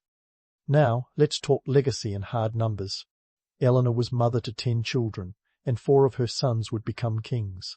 That's a dynastic batting average that would make any medieval matriarch proud. Her vision for her descendants was clear: maintain the strength and unity of the Plantagenet Empire. But in a world where family ties were often as fragile as parchment, this was no easy feat. Her sons squabbled like it was their job, turning sibling rivalry into an art form. Yet, through sheer force of will and strategic marriages, Eleanor crafted a lineage that would dominate European politics for generations. Take Richard the Lionheart, for instance. He was the quintessential medieval king, all about crusades and castles, but it was Eleanor who moulded him into a ruler capable of holding the reins of an empire. And then there was John, the infamous king whose reign was so tumultuous it inspired the Magna Carta, a document that laid the groundwork for modern democracy. Eleanor's influence was felt long after her death in 1204, as her descendants navigated the choppy waters of medieval geopolitics. But let's not sugarcoat it. The Plantagenet legacy wasn't all glorious conquests and glittering crowns. It was also a tale of economic turmoil and power struggles. Eleanor understood that a crown was only as secure as the treasury behind it. The cost of maintaining the empire was astronomical. In today's terms, we're talking about expenses that would rival the GDP of a small nation. Taxes were levied, and resources stretched to breaking point to fund military campaigns and royal extravagances. Eleanor's legacy, while rich in cultural influence, was also marked by the harsh economic realities of empire building. So, what lessons does Eleanor's life offer to us, the modern audience? Well, firstly, it serves as a reminder that power is a double-edged sword. Eleanor wielded it with skill, but it came with a price both for her and her realm. Her life demonstrates the importance of adaptability and resilience.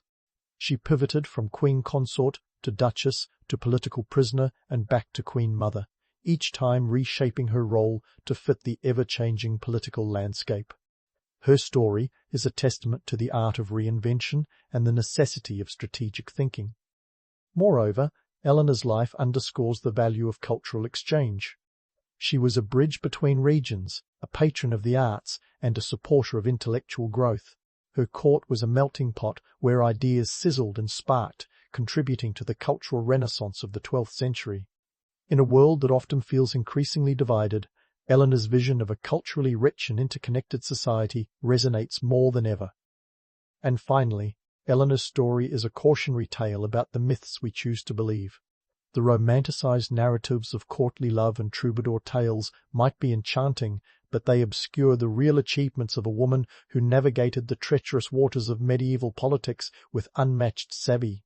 Her legacy is a complex tapestry of triumphs and tribulations, and it's worth remembering her for the formidable leader she was, rather than the mythical figure she became.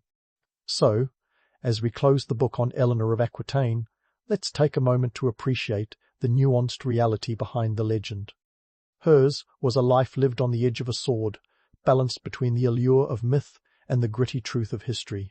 Eleanor's legacy is more than just a footnote in the annals of medieval Europe. It's a lasting reminder of the power of vision, the strength of adaptability, and the enduring impact one woman can have on the world. Her story, like a fine tapestry, is woven with threads of ambition, resilience, and an indomitable spirit that continues to inspire and intrigue even today. In the heart of the vast, unending steppes of Central Asia, where the horizon seems to stretch into eternity, a young boy named Temujin was born. This isn't the setup for a romanticized fantasy epic, but rather the gritty origin of Genghis Khan, a name that would soon cause sleepless nights for empires across continents. Now, the Mongols weren't just a bunch of horse-loving nomads with a penchant for yurt life. They were a force of nature, a whirlwind of military innovation and strategy, which transformed them from scattered tribes to the architects of one of history's largest empires. Let's start with Temujin, who had a childhood that could make even the most dramatic soap opera look like a walk in the park. Born around 1162, his early life was a cocktail of betrayal, hardship, and sheer survival. His father, Yesergey, was poisoned by rival Tatars when Temujin was just 9, leaving him and his family to fend for themselves in a world where enemies were as common as dust. Talk about a harsh start. But it was these brutal realities that shaped Temujin into the fierce leader he would become. He wasn't handed power on a silver platter. He clawed his way up, uniting the fractious Mongol tribes by a mix of charisma, ruthlessness, and strategic marriages. Now, on to the Mongol army. The not-so-secret ingredient in Genghis Khan's recipe for world domination. Imagine an army that's as disciplined as a Swiss watch, yet as unpredictable as a lightning storm. The Mongols were masters of adaptability, able to outmaneuver and outthink their opponents who often underestimated these barbaric horsemen. Their army was divided into units called Arban, consisting of 10 warriors each, scaling up to the Tumen, which could be 10,000 strong. This structure wasn't just for show, it was a model of efficiency, allowing them to deploy quickly and strike hard. But it wasn't sheer force that made them unstoppable. Nope, there was a cerebral side to their military might, much like a chess player foreseeing moves 5 steps ahead. They employed psychological warfare long before it was cool, spreading rumors to instill fear and using spies to gather intel on enemy weaknesses. Genghis Khan understood the power of information, something that modern military strategists are still trying to perfect. Economically, the Mongols had a pretty sweet deal going. Their lifestyle as nomadic herders meant they could sustain themselves without establishing permanent settlements. This mobility was their secret weapon. They could move like the wind, appearing where least expected, operating on a logistical system that would make Amazon delivery look sluggish. They extracted tribute from conquered lands, which not only filled their coffers, but also kept their enemies on a tight leash. Socially, the Mongol society was a meritocracy long before it was a buzzword in corporate boardrooms. Your worth was determined by your skills on the battlefield and your loyalty to the Khan rather than your noble lineage. This created a culture of loyalty and competence, which was crucial in a world where betrayal was often a quicker route to power than honest hard work. So, you might be wondering, how did a bunch of nomads become such military maestros? Well, it wasn't magic, and it certainly wasn't luck. It was a combination of economic savvy, social cohesion, and a military machine that was both flexible and fearsome. And at the helm of this juggernaut was Genghis Khan, a leader who didn't just see the world as it was, but as it could be, a tapestry of opportunity just waiting to be woven into his empire. There you have it. The early days of the Mongol rise, a story of grit, ambition, and an army that rewrote the rules of warfare. And as we dive deeper into their strategies and expansions in the upcoming segments, remember, the Mongols weren't just conquerors, they were innovators, reshaping history with every gallop of their horses across the steppes. And speaking of galloping across the steppes, let's dive into the one thing that truly set the Mongols apart, their legendary mobility. Picture this, not as a dreamy landscape, but as a logistical marvel. These guys weren't just moving armies, they were orchestrating the medieval equivalent of a military ballet. Forget the sluggish pace of traditional foot soldiers who would make a snail look like Usain Bolt. Mongol warriors could cover up to a jaw-dropping 100 miles a day. That's like riding from New York City to Philadelphia in a single day, but without the benefit of paved roads, GPS, or a Starbucks drive-through. Now, how did they pull off this equestrian miracle? The secret lay in their horses and the riders' symbiotic relationship with them. These weren't your typical plough-pulling draft horses. Nope. Mongol horses were the compact, rugged, fuel-efficient motorcycles of the equine world. They could survive on the sparse grasslands of the steppe, required minimal maintenance, and had the stamina of a marathon runner on a caffeine drip. Each warrior would have a small herd of these horses, swapping them out like fresh batteries to keep them from tiring. An ingenious system centuries ahead of its time. But horsepower alone wasn't enough. The Mongols were the original masters of supply chain management, long before corporate buzzwords made it sound like a boardroom magic trick. Their logistical prowess was as mind-boggling as the idea of getting a package delivered on time during holiday season. Forget cumbersome supply lines lugging around heavy equipment. The Mongols travelled light and lived off the land. A little foraging here, a bit of raiding there, and they were good to go. It's as if they had a built-in survival app that always found the nearest source of sustenance. This mobility allowed them to strike like lightning and vanish just as quickly, leaving their foes scrambling in confusion. The Mongols turned the whole notion of warfare on its head. Instead of the traditional siege warfare that could drag on for months, they preferred swift, decisive battles. Their strategy was to overwhelm and outpace, leaving enemies feeling like they'd been hit by a phantom army. And when it came to their infamous scorched earth policy, the Mongols didn't just make it a strategy, they made it an art form. If they couldn't have your land, they'd make sure no one else could either. The practicality of their tactics was born out of necessity. The harsh realities of steppe life didn't allow for sentimentality. Resources were scarce, and the environment was as unforgiving as a drill sergeant on a bad day. But the Mongols turned these challenges into advantages. They were masters of adaptation, able to use the very elements that others cursed as tools for conquest. Their ability to thrive in such conditions was a testament to their resilience and ingenuity. Economically, this approach made perfect sense. Why waste time and resources on provisioning when you could simply take what you needed from the land or your adversaries? It was a brutal calculus, but one that worked. By minimizing their logistical footprint, the Mongols maximized their operational range, a concept modern military strategists might describe as force projection, while nodding sagely over their PowerPoint slides.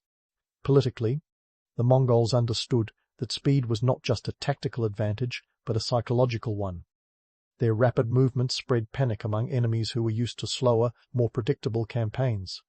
This unpredictability was their calling card, their signature move on the world stage. It's what made them not just conquerors but legends, inspiring awe and fear in equal measure. So, when you hear tales of the Mongol hordes sweeping across continents, remember it wasn't just about raw power or sheer numbers. It was about a finely tuned machine of men and horses, operating with the precision of a synchronized swim team, minus the floral swim caps. The Mongols weren't just rewriting the rules of war, they were setting a new standard for what mobility and logistics could achieve in the art of conquest. As we continue this journey into the heart of Mongol strategy, keep in mind that their success wasn't just about what they did, but how they did it. They leveraged the harsh realities of their world, turning obstacles into opportunities and challenges into triumphs.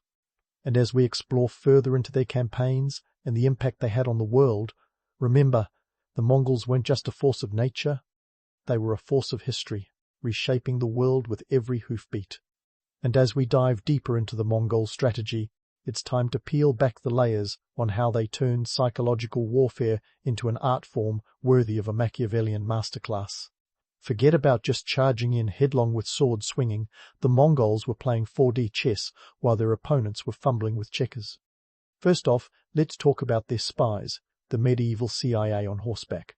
The Mongols were as crafty as they were fast, employing a network of spies that could rival any modern-day intelligence service.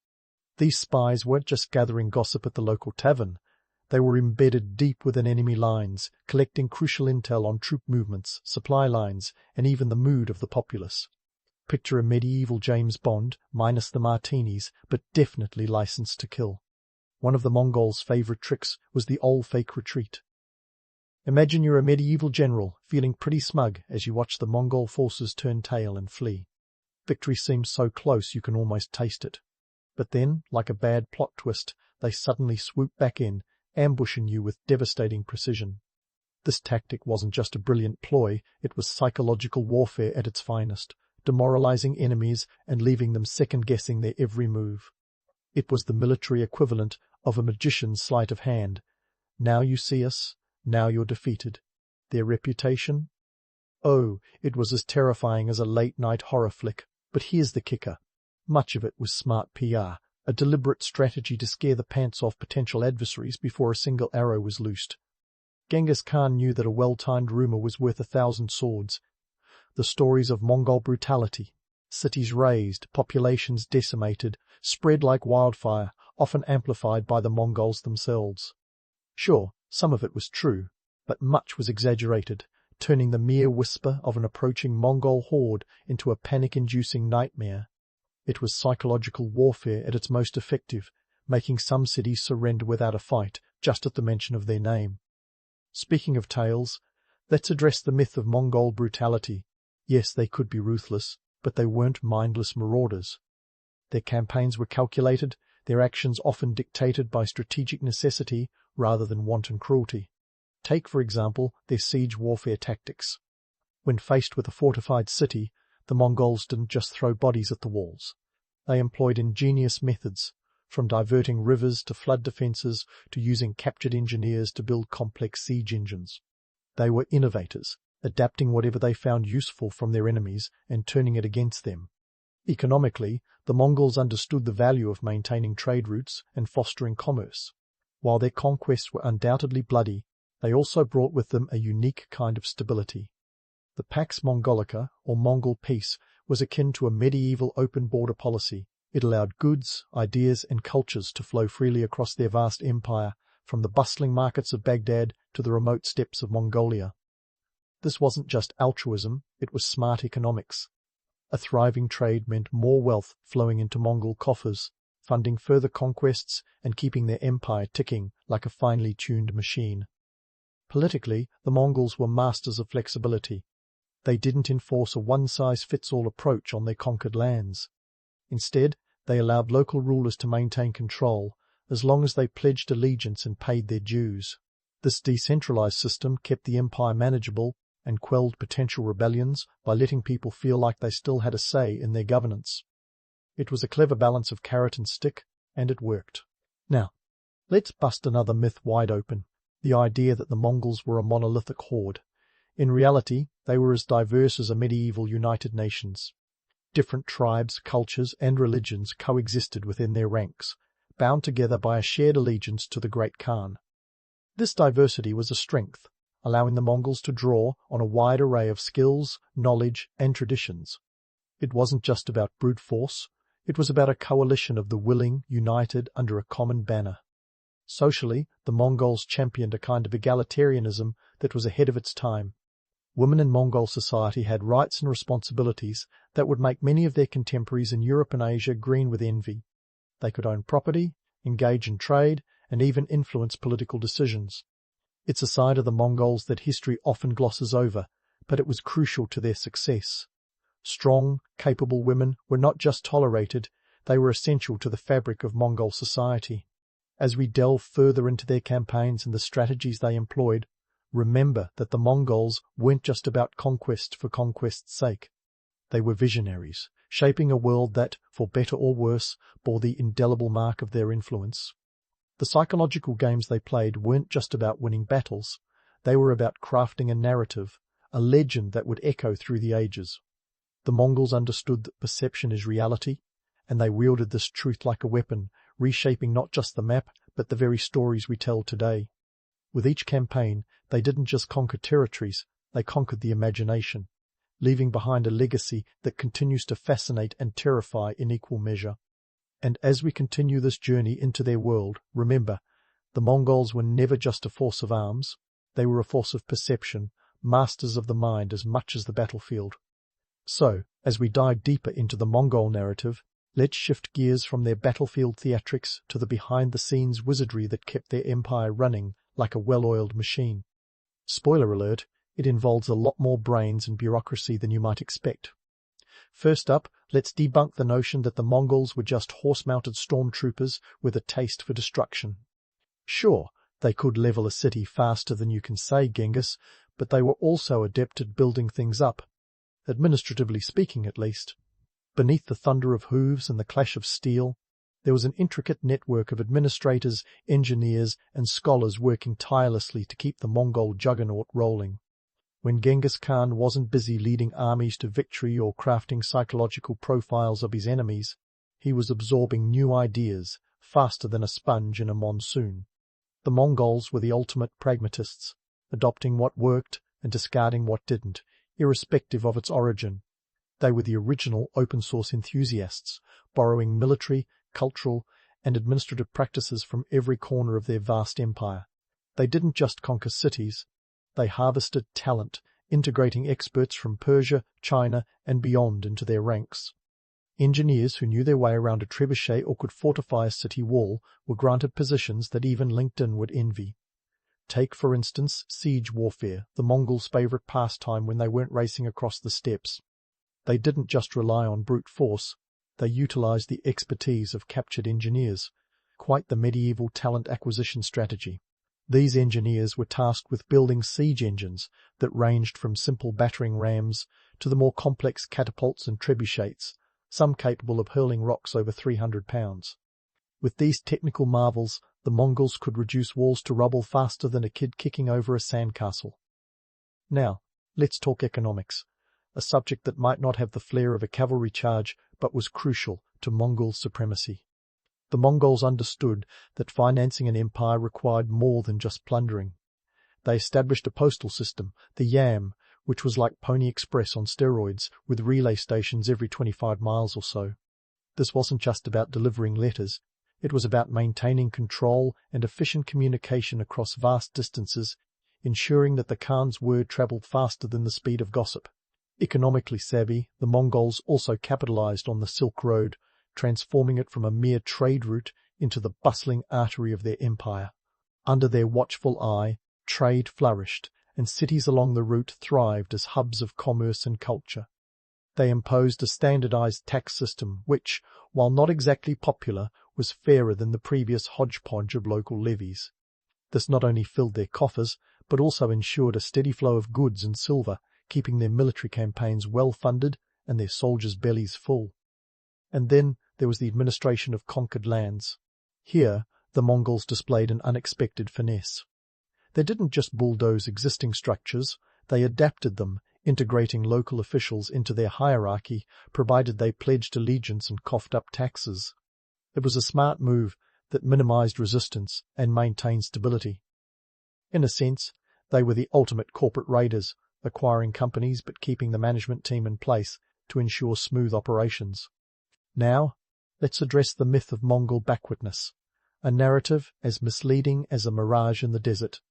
The Mongol Empire was anything but primitive. They maintained detailed census records, allowing them to efficiently manage resources and manpower. This data-driven approach would make modern statisticians nod in approval. They even had a legal code, the Yasa, which laid down the law with the kind of clarity that would make even the most verbose lawyer blush. Socially, the Mongols were a curious blend of tradition and innovation. While fiercely loyal to their nomadic roots, they embraced aspects of settled life that served their purposes. Their courts were multicultural melting pots where Persian, Chinese, and even European influences mingled. The Mongols were like cultural sponges, soaking up diverse practices and incorporating them into their own. This openness to foreign ideas wasn't just about tolerance, it was about survival. By integrating the best of what they encountered, they stayed ahead of the game, outpacing adversaries who clung stubbornly to tradition. One can't overlook the Mongols' knack for diplomacy either. They were shrewd negotiators, understanding the power of alliances and the art of the deal long before those concepts became boardroom buzzwords. They sent envoys across continents, establishing diplomatic ties and securing trade agreements that bolstered their economic might. It was a global strategy in an age when most leaders couldn't see beyond their own borders.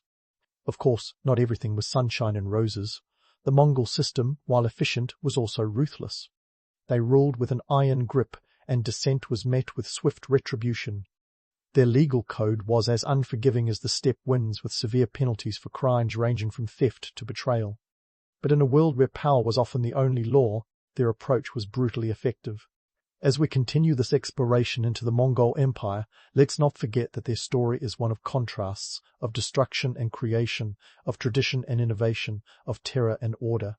The Mongols weren't just a force of nature, they were a force of nurture, shaping the lands they conquered with a blend of fearsome might and unexpected sophistication. And as we delve further into their legacy, remember, the Mongols were not just conquerors of land, but of ideas, leaving a mark on history that still resonates today.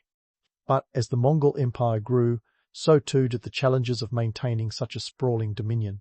Managing this vast empire wasn't just about sweeping military victories or the thrill of conquest, it was about the grind of governance, a task as unglamorous as it was essential.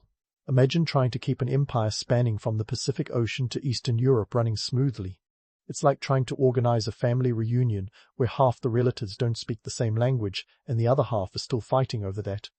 One incident, at Aunt Gertrude's birthday party, the Mongol Empire's decline wasn't a dramatic fall from grace, a single cataclysmic event that toppled their might overnight.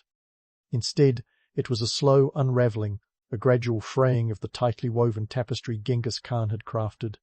By the late 13th century, Internal strife, succession disputes, and the sheer logistical nightmare of maintaining control over such vast territories began to take their toll. It's a classic tale of overreach, a lesson that even the most formidable empires can crumble under their own weight. But let's not forget the formidable legacy they left behind. A legacy that's as much about the myths as it is about the realities. The Mongol military strategies didn't just fade into the annals of history, they were adapted, feared, and admired by subsequent generations. Their emphasis on mobility and psychological warfare left indelible marks on military tactics worldwide. Even the mighty armies of the Ottoman Empire, which rose to power in the 15th century, adopted similar strategies, emphasizing cavalry and quick, decisive strikes. The Ottomans, in their turn, became the new bogeymen of Europe, proving once again that what goes around comes around in the world of conquest. Fast forward to the modern era, and you can still see echoes of Mongol tactics in contemporary military doctrines. The blitzkrieg tactics of Nazi Germany during World War II, characterized by rapid, coordinated strikes, could arguably be seen as a mechanized version of the Mongols' horse-mounted strategies. Speed, surprise, and psychological shock. These elements of Mongol warfare were not just historical footnotes, but blueprints for future military thinkers. And let's be honest, the Mongols were the original masters of the shock and awe approach long before it became a catchphrase in modern military strategy. Economically, their influence extended far beyond mere conquest.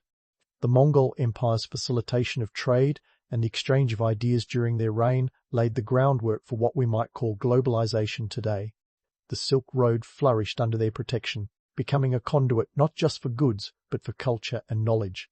Cities along this route became melting pots of ideas, where scholars and merchants mingled, exchanging everything from silk and spices to astronomical charts and medical texts. It's a reminder that even in the throes of conquest, there can be a silver lining, a testament to the power of cultural exchange that modern societies still benefit from. Politically, the Mongols demonstrated the effectiveness of a decentralized approach to governance, a strategy that allowed them to maintain control over diverse territories. This wasn't just a matter of practicality, it was a political innovation that later empires would emulate.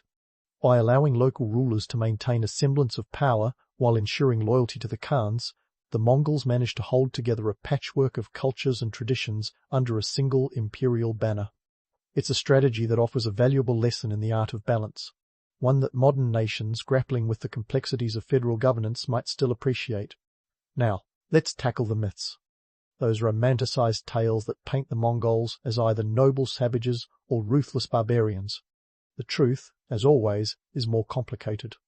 They were neither saints nor demons, but human beings, driven by ambition, survival, and the harsh realities of their environment.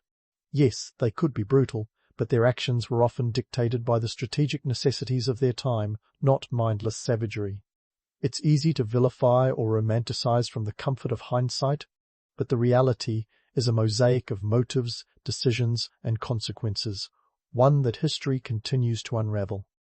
Socially, the Mongols' legacy is a fascinating study in contrasts. Their society, egalitarian in certain respects, offered a level of social mobility that was rare for the period. Women held significant roles, and merit was often valued over birthright. This wasn't just a curious footnote, it was a foundational aspect of their empire's strength. In a world where rigid hierarchies often stifled innovation and ambition, the Mongols offered a different path, one that valued ability and loyalty above lineage.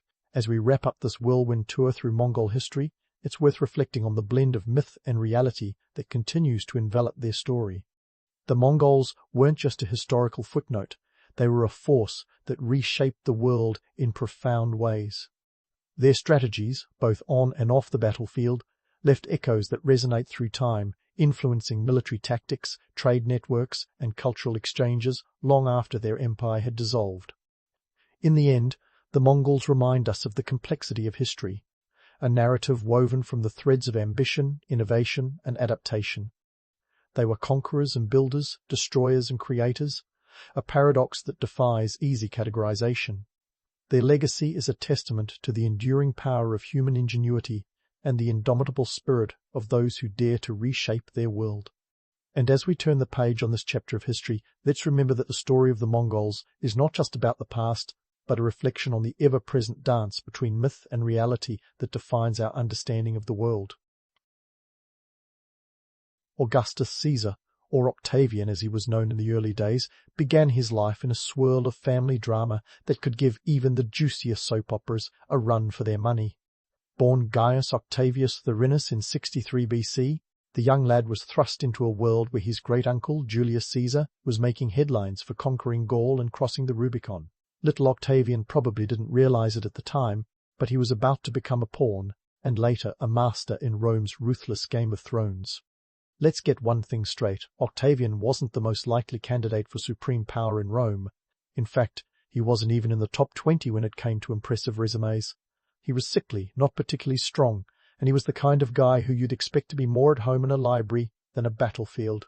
But luck, or fate, if you're feeling dramatic, had a different script in mind.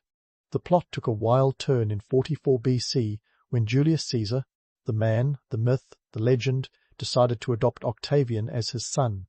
Now, this wasn't just any adoption. It was the ancient Roman equivalent of being plucked from the chorus line and thrown into the spotlight of a Broadway show. Suddenly, Octavian was no longer just another Roman youth. He was Gaius Julius Caesar, Octavianus, the heir to the biggest empire around. Talk about a career boost. But before he could adjust to his new role as Caesar's heir, tragedy struck. Julius Caesar was assassinated on the Ides of March in 44 BC. Cue dramatic music and cries of "Et tu, brute!" The Roman world was thrown into chaos, and Octavian found himself in the deep end of the political pool. The assassins thought they had restored the Republic, but what they really did was light a fuse on a powder keg that would blow Rome sky high. Young Octavian, just 18 at the time, had to navigate this mess, and he did so with the cunning of a fox in a henhouse. He quickly realized that the key to power was not through brute force alone, but through clever alliances and a bit of old-fashioned backstabbing. Enter the second triumvirate in 43 BC, a political ménage à trois between Octavian, Mark Antony, and Lepidus. Three men who were as likely to stab each other in the back as they were to share power. Octavian knew he was the underdog in this triad. Mark Antony was a seasoned general, known for his charisma and military prowess, and Lepidus, well, he was the guy who brought the snacks to the meeting.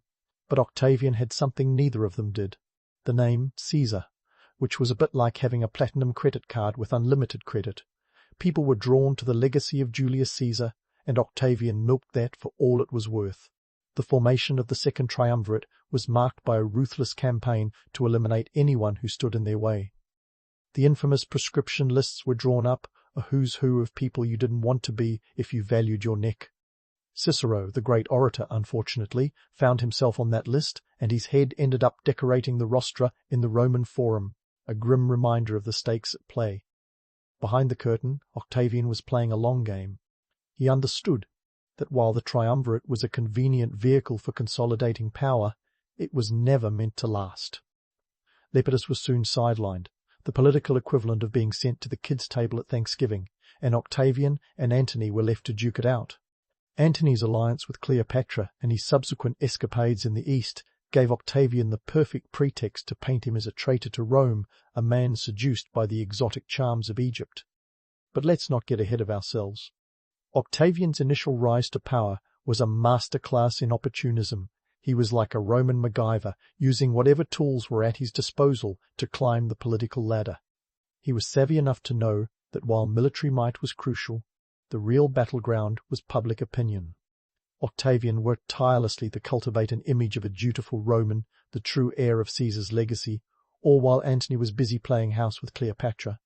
In the end, Octavian's ascent was as much about timing and perception as it was about strategy and force. He turned potential disasters, like being a teenager thrust into the chaotic aftermath of an assassination, into stepping stones, paving his way to becoming Rome's first emperor. It was a journey fraught with danger, deception, and a healthy dose of irony. The sickly youth from the fringes of Roman high society had maneuvered himself into the center of power, proving that sometimes the pen, or in this case, the political maneuver, is mightier than the sword. So, there you have it, the early years of Augustus Caesar where family drama, political intrigue, and a hefty dose of ambition set the stage for one of history's most iconic rulers. Stay tuned, because things are about to get even more interesting as Octavian consolidates power and transforms himself into Augustus, the architect of the Roman Empire. From navigating the dangerously turbulent seas of Roman politics, Octavian emerged as Augustus, a mastermind who would redefine what it meant to lead an empire. But before he could drape the imperial purple over his shoulders, there was the small matter of Mark Antony, a charismatic rival with a penchant for dramatic gestures and a certain Egyptian queen on speed dial. Octavian's approach to this looming showdown was as unorthodox as it was effective. You see, Augustus wasn't the kind of leader who charged into battle with a sword and a war cry. No, he was more of a chess player, plotting several moves ahead while his opponents were still deciding which piece to sacrifice. Augustus's preference for strategy over brute force became glaringly obvious in the lead-up to the Battle of Actium in 31 BC. While Mark Antony was busy assembling an impressive army and a fleet that could block out the sun, Octavian was doing what he did best, stacking the deck in his favor. He understood that real power wasn't about who had the most men, but who could make those men fight for the right cause. In a stroke of genius that would make any modern spin doctor proud, Octavian launched a propaganda campaign that painted Antony as a traitor to Rome, a pawn of Cleopatra, more interested in Egyptian luxury than Roman duty. It was the ancient equivalent of a political smear campaign, complete with rumors, gossip, and a healthy dose of scandal. But let's not forget the economics in play here. War isn't just about who can yell "charge" the loudest. It's about logistics, feeding troops, maintaining ships, and paying soldiers. Octavian, with his tight grip on the western provinces, had the Roman treasury backing him, an economic powerhouse compared to Antony's dwindling coffers stretched thin across the Mediterranean. Octavian's financial savvy meant he could afford to play the waiting game, letting Antony's resources bleed out slowly. And then there was the matter of allies. Octavian knew that military alliances were like ancient social media influencers, crucial for spreading the word and rallying support. He secured the loyalty of Agrippa, his right-hand man, who was as comfortable commanding a fleet as he was executing a clever plan. Agrippa was tasked with controlling the sea, effectively cutting Antony's supply lines and isolating him from reinforcements. It was a strategic stranglehold that left Antony gasping for breath long before the first sword was drawn. When the day of reckoning finally arrived at Actium, it was less of a traditional battle and more of a masterclass in psychological warfare. Octavian's forces, under Agrippa's command, swooped in with precision, their ships maneuvering like the synchronized swimmers of the ancient world. Meanwhile, Antony's fleet, burdened by indecision and conflicting loyalties, floundered. Cleopatra, sensing the tides both literal and metaphorical, turning, made a swift exit with her ships, leaving Antony to face the music alone. The once mighty general found himself outmaneuvered not just on the battlefield, but in the court of public opinion, a tragedy wrapped in the enigma of doomed romance. And so, with a combination of economic pressure, strategic acumen, and a flair for the dramatic, Octavian emerged victorious without ever setting foot on the battlefield. It was a lesson in leadership that echoed through the ages. Sometimes the most powerful weapon isn't a sword, but a well-timed whisper or a carefully orchestrated rumor. Augustus understood that control over the narrative was as crucial as control over the legions. In the aftermath of Actium, Octavian wasted no time consolidating his power. Antony and Cleopatra's tragic end, immortalized by poets and playwrights with a penchant for the melodramatic, served as a cautionary tale of what happens when ambition and personal entanglements overshadow duty. Octavian, on the other hand, was all business. He paraded his victory through the streets of Rome, showcasing the spoils of war and the promise of a new era under his rule. But let's not get too caught up in the romanticized image of Augustus as the benevolent ruler. Behind the marble statues and grand processions, there was a cold, calculating mind, always thinking several steps ahead. He understood that power wasn't just about winning battles, it was about controlling the future. By reshaping Rome's political landscape and rebranding himself from Octavian to Augustus, he wasn't just claiming victory, he was rewriting history. So there you have it. The genius of Augustus lay not in his ability to wield a sword, but in his capacity to bend the world to his will through strategy, alliances, and more than a bit of crafty maneuvering. As Rome's first emperor, he would continue to blend the art of war with the more subtle science of peace, leaving a legacy that would echo through the ages. But that's a story for another day, as the transformation from Octavian, the master tactician, to Augustus, the architect of an empire, had only just begun. With the dust barely settled from the Battle of Actium, Octavian, now Augustus, was poised to embark on a makeover more extensive than any reality TV transformation. This wasn't just about changing a name, it was a complete brand overhaul. He wasn't about to waltz into the Forum, crown himself emperor, and call it a day. No, Augustus was far too savvy for that. In 27 BC, he orchestrated the mother of all PR campaigns, rebranding himself as Princeps or First Citizen instead of Dictator. It was a move so subtle yet so genius, it could make a modern marketing exec weep with envy. The trick was to cloak his absolute power in the guise of restoring the Republic. Augustus understood the Roman psyche. They were cool with strong leaders, but not too fond of kings. So, by presenting himself as a humble servant of the state, Augustus offered the illusion of a free republic, while holding the reins with a grip tighter than a Roman chariot driver at the Circus Maximus. And then there was the matter of peace. Pax Romana, to be precise. Augustus initiated this period of relative peace and stability across the Roman Empire that would last about 200 years. Now, don't mistake this for an era of kumbaya and campfires. It was more like a long, enforced time-out for the provinces. Augustus realized that a peaceful empire was a profitable one, and he wasn't above using a bit of military muscle to keep everyone in line. The Pax Romana was as much a testament to Rome's military might as it was to Augustus's political prowess. But Augustus wasn't just a peace broker, he was a master of propaganda, ushering in an era where art and literature played a pivotal role in shaping public perception. He knew that to control the future, he had to control the narrative.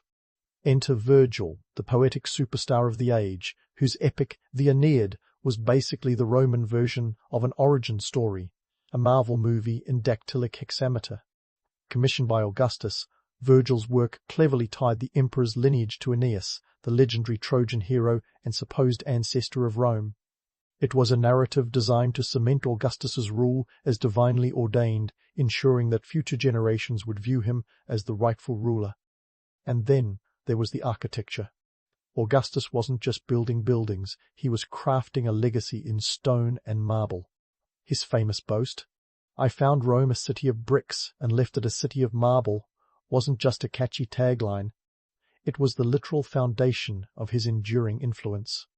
The construction projects under Augustus's reign were extensive, from the grandiose Altar of Peace, Arapacis, to the sprawling Forum of Augustus. These were more than just impressive structures. They were physical manifestations of his power and vision, transforming the cityscape to reflect the might of the Roman Empire. This architectural boom wasn't just about aesthetics, it was also an economic maneuver. Massive building projects provided jobs, stimulated the economy, and served as a tangible reminder of Augustus's generosity and foresight. It was a win-win situation.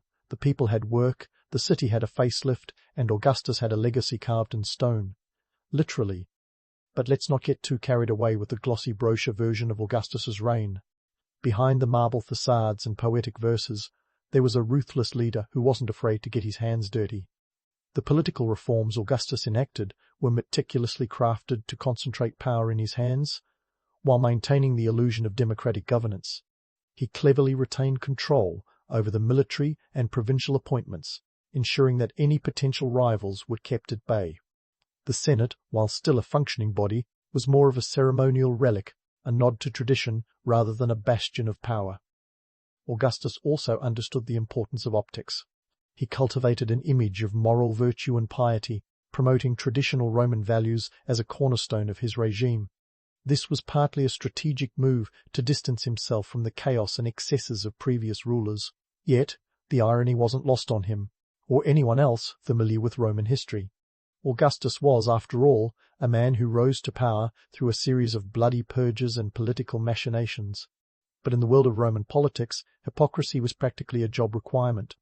And let's not forget the economic context that played a critical role in Augustus's reign. By centralizing Rome's financial resources, he was able to fund public works, pay the military, and keep the grain supply flowing, a crucial factor in maintaining public order. Augustus's economic policies were as much about securing loyalty as they were about prosperity. He ensured that the provinces contributed to Rome's wealth, but he also made sure that Rome's bounty was shared, albeit disproportionately across the empire. It was a delicate balancing act, one that required constant vigilance and a keen understanding of imperial economics. As the years rolled on, Augustus's legacy began to take shape, not just in the monuments and literature, but in the very fabric of Roman society. He had fundamentally altered the course of Roman history, transforming a city-state into a sprawling empire. His reign was a masterclass in the art of ruling, a blend of diplomacy, force, and a healthy dose of propaganda. Yet, for all his achievements, Augustus was acutely aware of the precarious nature of power. He knew that his legacy would only endure if he could secure a stable succession. But that's a saga for another day. For now, let's leave Augustus at the height of his powers, basking in the glory of a rebuilt Rome, a legacy of peace, and a carefully curated image of the benevolent ruler. As the first emperor of Rome, Augustus had not only reshaped the world, but had also set the stage for the emperors to follow, a story that would continue to unfold long after his time. As Augustus basked in his achievements, one might think he'd hit the pause button on drama. Yet, the personal life of Rome's first emperor was anything but serene. You see, Augustus was not just a master of political theatrics, he also excelled in curating his personal image, a feat that would make even the most seasoned PR professionals sit up and take notes. His approach to marriage was as strategic as any military campaign, using family ties as political glue to hold the empire together. Take his marriage to Livia Drusilla, for instance. Augustus met Livia at a dinner party, because where else do future empires get forged, and was so taken with her that he arranged for her divorce from her then-husband. Talk about fast-tracking a relationship. Livia was not just a trophy wife in the marble halls of Rome, she was a political powerhouse in her own right. Together, they formed a power couple that could rival any modern celebrity pairing, with Livia serving as both confidant and advisor. Augustus might have been the face of the empire, but Livia was the backbone, keeping the household and the political alliances running smoothly. But let's not romanticize this as the ancient world's greatest love story. The real motive behind Augustus's marriages was often less about romance and more about strategic alliances. His daughter Julia was married off 3 times, each union carefully orchestrated to bolster Augustus's position. Her first marriage to Marcus Claudius Marcellus, a promising young politician, was cut short by Marcellus's untimely death. Augustus then married Julia to Agrippa, his right-hand man, who was old enough to be her father, but brought immense military and political clout to the table. And here's where it gets juicy. Julia was known for her vivacious personality and, allegedly, her scandalous lifestyle, a stark contrast to the prim and proper image her father wanted to project. While Augustus was busy promoting traditional Roman values, Julia was reportedly throwing parties that would make even the most decadent of Roman festivals look like modest affairs. The gossip columns of the day, because let's face it, Romans loved a good scandal as much as we do, were full of rumors about her affairs and escapades. Now, you might think Augustus would turn a blind eye to his daughter's antics. Not so much. In 2 BC, he exiled Julia to the island of Pandateria, modern-day Ventotene, a tiny speck in the Tyrrhenian Sea, for her supposed indiscretions. Augustus, ever the master of optics, framed this as a moral necessity, a sacrifice for the greater good of Rome. Exiling his own daughter was a PR move wrapped in a moral narrative. Look how dedicated I am to Roman values, even at a personal cost. Julia's exile was less a family tragedy and more a calculated move to maintain Augustus's spotless image. This exile wasn't just a slap on the wrist, it was as harsh as Roman justice could get without involving a gladiator or two. Julia was stripped of her opulent lifestyle, reduced to a life of isolation and simplicity, a stark reminder of the costs of stepping out of line in Augustus's Rome. It was a scandal management strategy that would echo through the ages, sacrifice the personal for the public good, and let the narrative work its magic. Meanwhile, Augustus continued to play the role of the pious leader, a moral compass in a world rife with excess. He enacted a series of laws aimed at curbing adultery and promoting family values. laws that, ironically, his own family had famously flouted. It was the ancient equivalent of "do as I say, not as I do," a hallmark of leadership that transcends time and geography. But let's not forget the economic realities underpinning all this. Augustus knew that Rome's stability depended on more than just a moral facade. It required a strong economic foundation. By promoting family values, he wasn't just appealing to Roman sensibilities, he was ensuring a stable, growing population to fuel the empire's future. The economic value of these policies was clear. More families meant more soldiers, more taxpayers, and ultimately more power for Rome. Yet, Augustus's personal life was a constant balancing act between public perception and private reality. He had to maintain the image of a benevolent patriarch while managing the all-too-human failings of his family. His grandsons, Gaius and Lucius, were groomed as heirs but died young, leaving Augustus to adopt his stepson, Tiberius, as his successor, a choice that was more about necessity than desire. Tiberius, the brooding and reluctant heir, was far from Augustus's first choice, but in the game of imperial succession, you played the cards you were dealt, even if they were a mismatched pair. In the end, Augustus's personal life was as much a part of his legacy as his political reforms. His ability to maintain a pristine public image despite personal scandals was nothing short of remarkable. He understood that leadership wasn't just about governing, it was about crafting a narrative that could withstand the test of time. Augustus was the consummate storyteller, weaving his personal and political life into a tale of virtue and power that would endure long after his reign. As we delve deeper into Augustus's reign, it's clear that his success wasn't just about military might or political cunning, it was about creating and controlling a narrative that resonated with the people of Rome. From his strategic marriages to his management of personal scandals, Augustus knew that the story he told was as important as the empire he ruled. And in the grand tapestry of Roman history, Augustus's story was one of the most compelling and enduring testament to the power of narrative in shaping the course of history. And so we arrive at the grand finale of Augustus Caesar's legacy, a tale as layered as a millefeuille and just as rich with intrigue. Augustus, the man who never called himself a king, left a legacy more imperial than any monarch's. His reign set the stage for the Roman Empire's endurance, spawning a dynasty that would rule for centuries. Yet, in the delicious irony of history, Augustus, who famously shunned the regal title, became the architect of an imperial blueprint that was anything but modest. Let's not mince words, Augustus was a master puppeteer, orchestrating a political symphony that resonated long after his time. His reign, officially starting in 27 BC and lasting until his death in AD 14, was like a 41-year TED Talk on how to run an empire without calling it one. His leadership, a cocktail of cunning, charisma, and cold calculation, created a model that future emperors would either emulate or be judged against. The man knew the power of optics, crafting a narrative as solid as the marble monuments he left behind. Augustus's legacy was built on the Pax Romana, a period of relative peace and prosperity that stretched across the empire like a soothing balm. This era was no accident. It was the result of careful planning and strategic foresight. Augustus understood that a stable empire was a profitable one. By centralizing power and maintaining a firm grip on the military, he ensured that Rome's borders were secure and its coffers full. The Pax Romana wasn't just a time of peace, it was a time of prosperity, with trade routes humming like a well-oiled machine, stretching from Britain to Egypt. Economically, Augustus was the Steve Jobs of his day, understanding that innovation and stability were two sides of the same denarius. He reformed the tax system, creating a more efficient and fair method of collection that ensured a steady flow of revenue. This wasn't just about filling the imperial piggy bank, it was about maintaining the loyalty of Rome's provinces. A well-fed army and a content populace were Augustus's insurance policies against rebellion. And then there were the social reforms. Augustus knew that a cohesive society was a strong one, so he set about reinforcing traditional Roman values. He promoted laws encouraging marriage and childbirth, rewarding families with multiple children. Augustus wasn't just building an empire, he was cultivating a society that mirrored his vision of Roman virtue.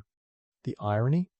This paragon of family values had a personal life worthy of a soap opera with exiled daughters and wayward grandsons. But let's not gloss over the darker side of this legacy. Augustus's consolidation of power came at a cost, namely the erosion of the republican ideals Rome was founded on. The Senate, once a powerful body, was reduced to a ceremonial role, more figurehead than force. Augustus's rule was a masterclass in the subtle art of autocracy, wrapped in the rhetoric of republicanism. To some, this was a betrayal, to others, a necessary evolution. Augustus's reign also set a precedent for imperial succession, a system that would become both the backbone and Achilles' heel of the Roman Empire.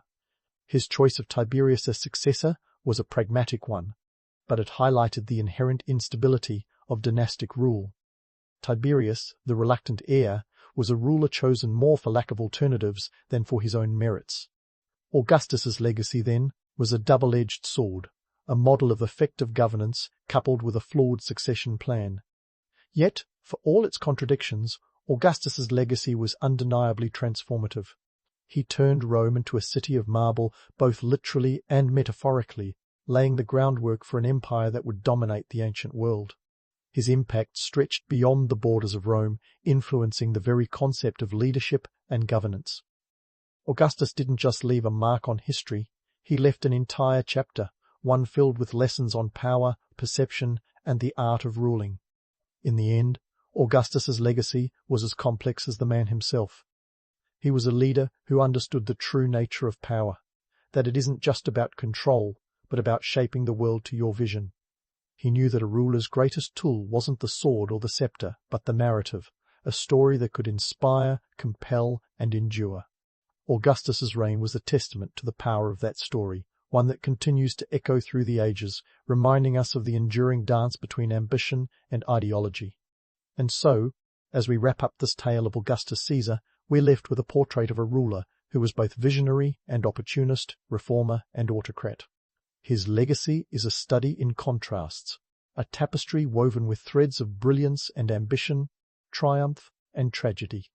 Augustus may have shunned the title of king, but his reign was nothing short of imperial, a legacy as enduring as the city he left behind, where the echoes of his rule can still be heard, whispering through the marble corridors of history. The sun peeks over the horizon, casting its golden glow on the bustling streets of 16th-century Istanbul, a city that's as alive as it is layered in history. You, my friend, are an Ottoman mapmaker, and while the rest of the world is still rubbing sleep from its eyes, you're already knee-deep in what you might call the Google Maps of your day. Except, with more parchment and ink and less Wi-Fi issues. As a mapmaker, or munekim if you want to impress your neighbours, your morning routine is as meticulous as your craft. First things first, you shuffle your way to a small but essential breakfast. Your choice? A hearty bowl of bulgur porridge, because nothing says I'm ready to chart the known world like ancient grains. Washed down with a cup of strong Turkish coffee, of course. Fun fact, coffee only recently found its way into Ottoman life and is causing quite the stir, with coffee houses popping up faster than you can say Sultan. Now, let's talk tools of the trade, because you don't just conjure maps out of thin air. Forget your digital tablets and fancy apps, you're working with parchment made from animal skins. Yeah, you heard me right. Each piece might cost you a hefty sum, enough to buy a sheep or two, so there's no room for mistakes. And your ink? It's a concoction brewed from soot mixed with gum. Arabic, a sticky substance harvested from acacia trees.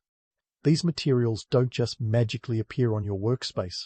Procuring them requires connections, a bit of haggling, and an understanding of supply chains that would make modern logistics experts nod in respect. So why all the fuss over geography, you ask? Well, in an empire that stretches its long arm from Eastern Europe to North Africa, knowing your way around is more than just helpful. It's crucial. Maps are your empire's secret weapon for military conquests and trade dominance. With the right map, generals can march their armies across continents without getting lost, and merchants can navigate through the labyrinth of trade routes, exchanging spices and silks for gold and silver. But here's the kicker. While your maps are used to plan grand conquests and trading expeditions, they're also a vivid reminder of the empire's ambitions and limitations. You're not just drawing lines, you're charting dreams and sometimes delusions of grandeur. The Ottoman Empire is vast, but even it has its blind spots. Every stroke of your pen is both a claim of control and a confession of the unknown. To make things more interesting, the Ottomans are big on aesthetics. Your maps aren't just utilitarian documents, they're works of art. You sprinkle in some decorative flourishes with intricate patterns and vivid colours, turning geography into a visual feast. This isn't just about showing where the mountains and rivers are, it's about projecting power and sophistication. You're not just a map maker, you're a storyteller, painting the empire's narrative onto the canvas of the world. But let's not get too romantic. Despite the grandeur, these maps often have their fair share of inaccuracies. After all, you're piecing together information from travellers' tales and sailors' yarns, trying to make sense of a world based on what others say they've seen. Sometimes it feels like a game of historical telephone, where the message gets a bit muddled along the way. And yet, these maps are trusted, revered even, because they're the best shot anyone has at making sense of the sprawling, often chaotic, world beyond the city walls. So there you are, in your workshop, surrounded by the tools of your trade. The parchment lies before you, a blank canvas ready to capture the contours of empires and the whims of sultans. As you dip your quill into the ink, you can almost feel the weight of the empire on your shoulders. Each line you draw, each shape you define, is a step towards understanding, a bridge between the known and the unknown. And as the city outside stirs to life, you're already deep in your work, crafting the maps that will guide armies, merchants, and dreamers through the ages. As the city swirls into its daily rhythm, the Ottomans' political landscape looms as large as the empire itself. This is the world of Suleiman the Magnificent, the Sultan with a penchant for both power and poetry. His reign, from 1520 to 1566, is a golden era. Think of it as the Ottoman Empire's greatest hits album. Under his rule, the empire stretches its borders like a cat waking from a nap, reaching from the gates of Vienna to the Arabian deserts. And you, in your humble workshop, are a small but crucial cog in this imperial machine. Suleiman isn't just a ruler, he's a maestro, orchestrating an ensemble of military might, economic expansion, and cultural renaissance. And like any great leader, he knows the importance of good PR. That's where you come in. Your maps aren't just practical tools, they're glorified propaganda pieces, as essential to imperial strategy as cannons and cavalry. Every curve of coastline, and every mountain range meticulously drawn, is a testament to Suleiman's reach and ambition. Your maps whisper tales of conquest and control, even if sometimes they're more fiction than fact. Now, let's debunk a little myth for fun, shall we? People love to imagine map makers as solitary geniuses, scribbling away in candlelit rooms, but the reality is far more collaborative and chaotic. You're like the director of a blockbuster film, piecing together scenes from sailors' logs, merchants' tales, and the occasional spy's report. It's a patchwork of information that could easily rival any modern-day gossip column for its accuracy or lack thereof. The grandeur of Suleiman's court may be dazzling, but let's face it, your everyday life as a mapmaker is a tad less glamorous. For one, there's always the nagging fear of inaccuracy. Make a mistake, and it's not just your reputation on the line. You could be sending an army into a desert instead of a fertile valley. And in an empire that holds sway over 15 million souls, that's a big whoopsie. You might even find yourself on the receiving end of some less than pleasant feedback from the top brass. Speaking of top brass, let's talk about the Janissaries. These elite soldiers are the empire's pride, recruited from conquered lands, often as young Christian boys converted to Islam. They're trained to be fiercely loyal to the Sultan, and they're the muscle behind the maps. You see, a beautifully drawn map is useless without the soldiers to march across it. And the Janissaries? They're all about that action, boss. With their distinctive hats and fearsome reputation, they're the rock stars of the Ottoman military scene. But back to you and your quill. The maps you create are more than just pieces of parchment. They're the very blueprint of imperial ambition. They inform trade routes that funnel wealth into the empire's coffers. Istanbul, the beating heart of the empire, is a bustling hub of commerce, with goods and ideas flowing in from 3 continents. The city is a kaleidoscope of cultures and languages, a testament to the empire's reach and diversity. And your maps help keep it all connected, ensuring that the spices of the East and the silver of the West find their way into Ottoman hands. Economically, the stakes are high. The empire's wealth relies on controlling trade routes and levying taxes on goods that pass through its lands. Your maps are crucial to this economic engine, guiding merchants and caravans through the empire's vast territories. But there's a catch. Every line you draw is a gamble. The world isn't static, and borders shift like desert sands. What was once an Ottoman stronghold could become a frontier overnight. And then there's the matter of the maps themselves. They're not just practical, they're works of art. The Ottomans have a flair for the dramatic, and your maps reflect that. Lavish colours, intricate patterns, and ornate calligraphy transform your work into a visual feast. It's not just about showing where the rivers and mountains are, it's about projecting power and sophistication. Each map is a testament to the empire's grandeur, a reminder of its place in the world. Yet, the reality of map-making in the Ottoman Empire is a delicate dance between art and science, between ambition and reality. You're not just charting territories, you're navigating the treacherous waters of politics and power. Every stroke of your pen is a negotiation, a balance between the empire's aspirations and the cold, hard facts of geography.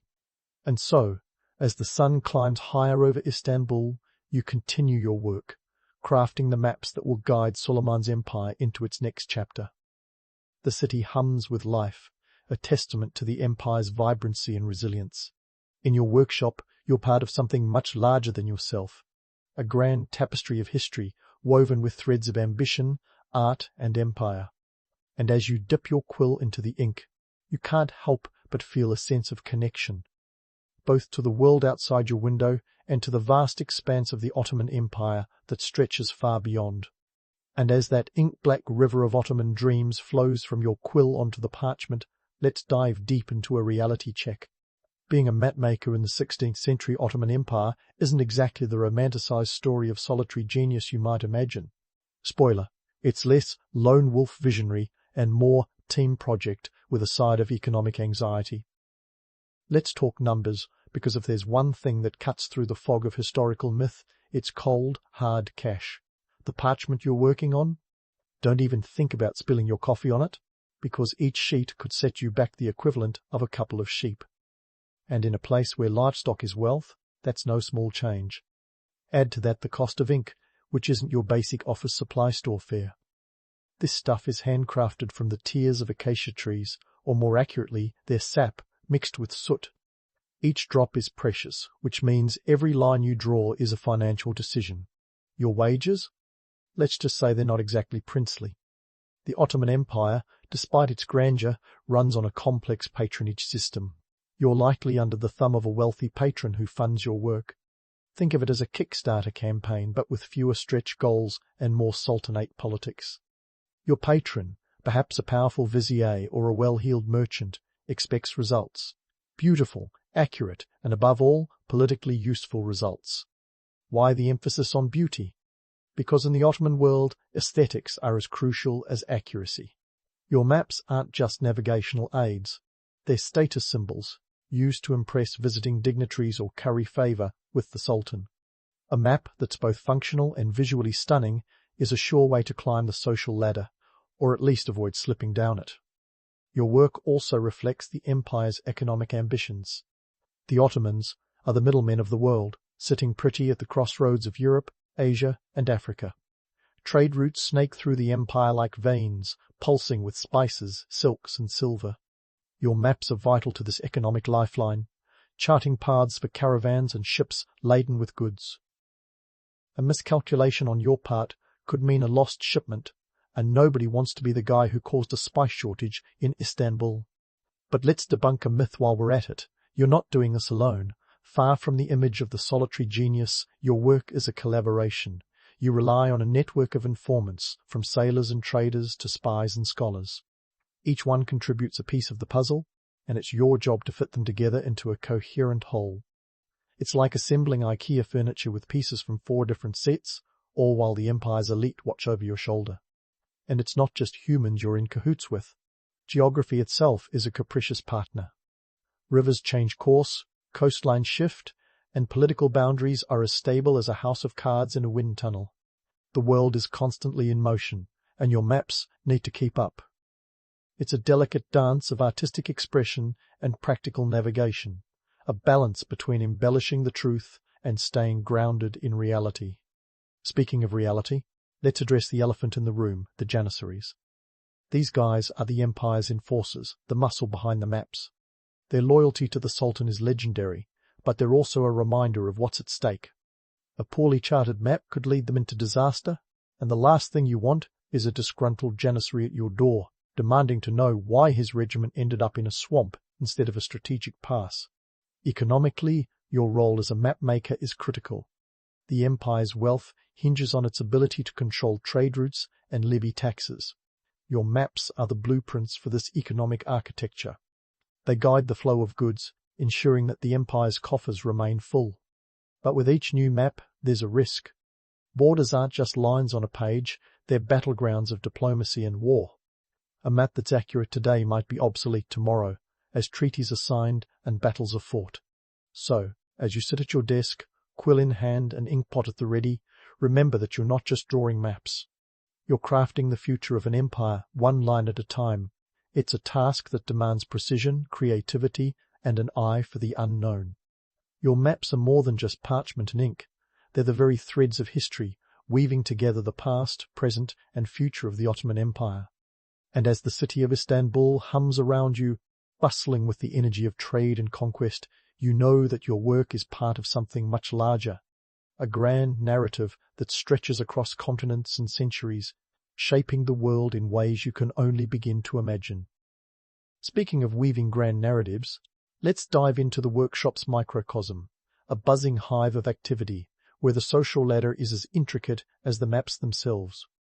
Picture a place filled with the rhythmic scratch of quills and the murmur of apprentices eager to impress. You, the master mapmaker, are like the captain of this ship, steering your crew through the choppy waters of cartographic creation.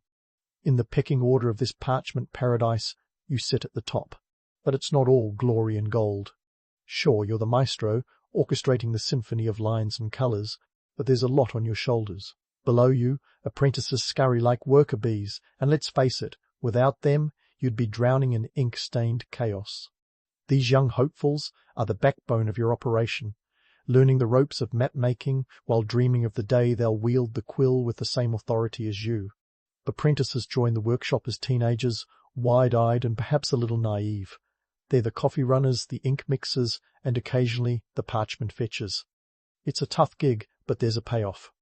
They're not just learning to draw lines, they're getting a crash course in geopolitics, economics, and art. It's a bit like enrolling in a medieval MBA program, but with more calluses and fewer PowerPoint presentations. And while you might imagine this as a strict master-apprentice dynamic, it's a bit more nuanced. Wisdom flows downhill, sure, but the energy and fresh perspectives of your apprentices often spark new ideas and techniques. It's a two-way street, though you'd never admit it out loud. After all, you've got to keep up appearances, right? The true trick of leadership is making sure everyone thinks it's their idea to begin with. Now, about those cultural exchanges. Our Ottoman mapmakers weren't creating in a vacuum. They were part of a vibrant tapestry of knowledge that stretched across continents. Imagine a bustling intellectual marketplace where ideas traded hands as often as spices. The Ottomans were savvy players in this game, eagerly absorbing and adapting the latest European innovations in cartography.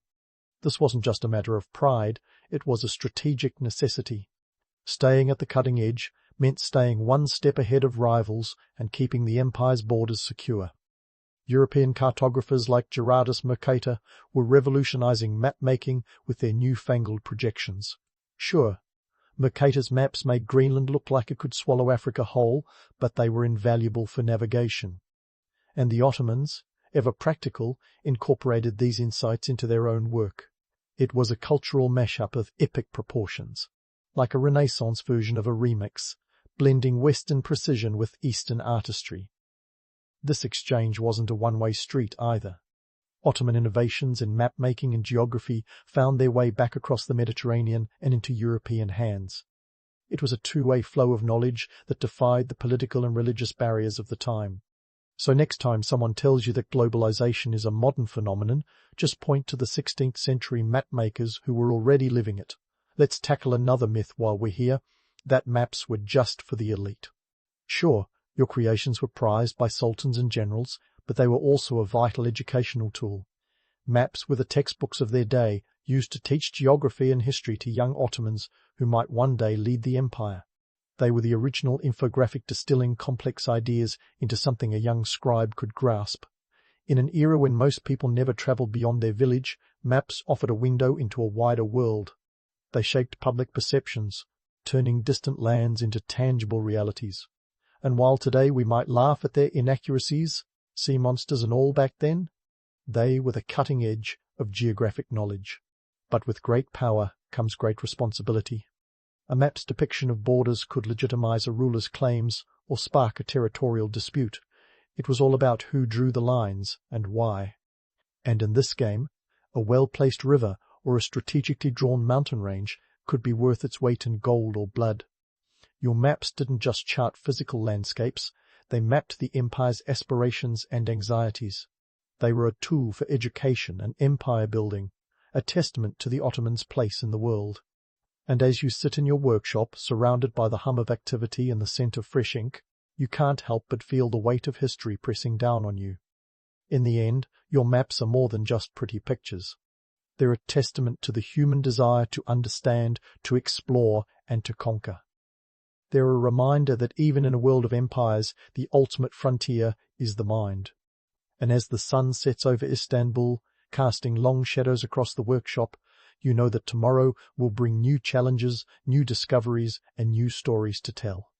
Because in the world of 16th century map-making, the only constant is change, and the only limit is the horizon. As the sun sets over Istanbul, casting its golden glow on the city's ancient rooftops, you might think the story of Ottoman map-making is ready to be rolled up and shelved. But hold that thought. Much like the ink drying on your latest map, the legacy of this era's cartography is far from fading. In fact, it's just beginning to chart its own path through history. You see, those parchment maps weren't simply static artifacts destined to collect dust in the archives. They were living documents, capturing a snapshot of the world as it was perceived, dreamed, and occasionally misjudged. Fast forward a few centuries, and you can see how these maps laid the groundwork for modern cartography, blending art and science in a way that still influences us today. Now, let's address the elephant, or should I say, the sea monster, in the room. There's a romantic notion that every map from this period was a masterpiece, a perfect marriage of beauty and accuracy. Spoiler alert, it's a bit more like the arranged marriages of the time. Some hit the jackpot, while others were just trying to make it work. Sure, the maps were stunning, adorned with intricate calligraphy and vibrant colors, but accuracy wasn't always the star of the show. Some maps had coastlines that wobbled more than a sailor fresh off a month at sea. Yet, they were as much a product of their time as a reflection of the empire's ambitions. But let's not completely burst that romantic bubble. These maps were, in many ways, the Instagram of their day, presenting an idealized image of the world that people wanted to believe in. They were as much about selling a narrative as they were about guiding merchants or generals. Each map was a visual proclamation of the empire's reach, a colourful assertion of power that left room for imagination and a bit of creative cartographic license. Speaking of imagination, the transition from these historical maps to our modern-day GPS wasn't an overnight upgrade. It's not like someone just woke up one day, slacked a satellite into orbit, and voila! Google Earth was born. The journey from parchment to pixel was a slow evolution, marked by trial, error, and a fair bit of stubborn human ingenuity. Early explorers and mapmakers had to rely on rudimentary tools and their wits to piece together the world's jigsaw. Tools like the astrolabe and the sextant were their trusted companions, allowing them to navigate the high seas and document their findings. The precision of these instruments was groundbreaking for the time, even if their accuracy sometimes took a backseat to the cartographer's flair for the dramatic. The Renaissance brought with it a cartographic revolution, one that the Ottomans were quick to embrace. The infusion of European innovations, like the Mercator projection, allowed mapmakers to transform how they visualized the world. Suddenly, maps could represent the Earth on a flat surface, with more realism, though admittedly at the cost of making Greenland look like it was on steroids. The Ottomans, ever the savvy cultural brokers, integrated these advancements into their own map-making practices, ensuring they remained at the forefront of cartographic knowledge. Economically speaking, Maps became more than just tools of exploration, they were economic lifelines. As trade routes expanded and empires jostled for control, having an accurate map could make or break a fortune. It was a high-stakes game of cartographic chess, where each line drawn could shift the balance of power. Cartographers were the unsung strategists of the empire, their maps underpinning decisions that would shape the flow of goods and wealth across continents. Now, let's mull over the legacy of these historical maps. They weren't just about latitude and longitude, they were about identity.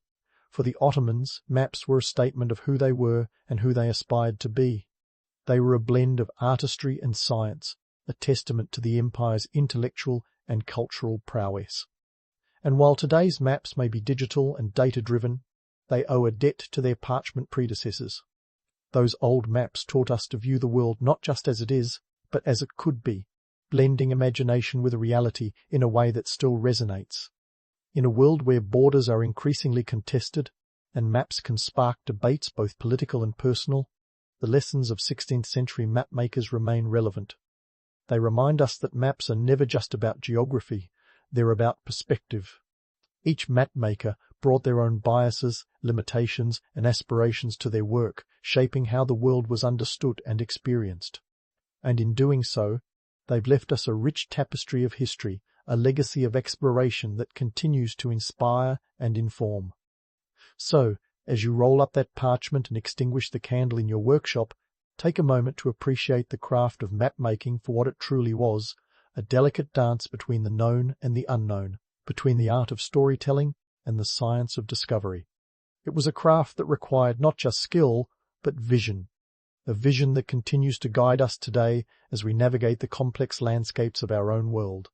And as you step out into the starlit streets of Istanbul, you can't help but feel connected to the past, knowing that the maps you've created are more than just lines on a page. They're the threads that weave the fabric of history,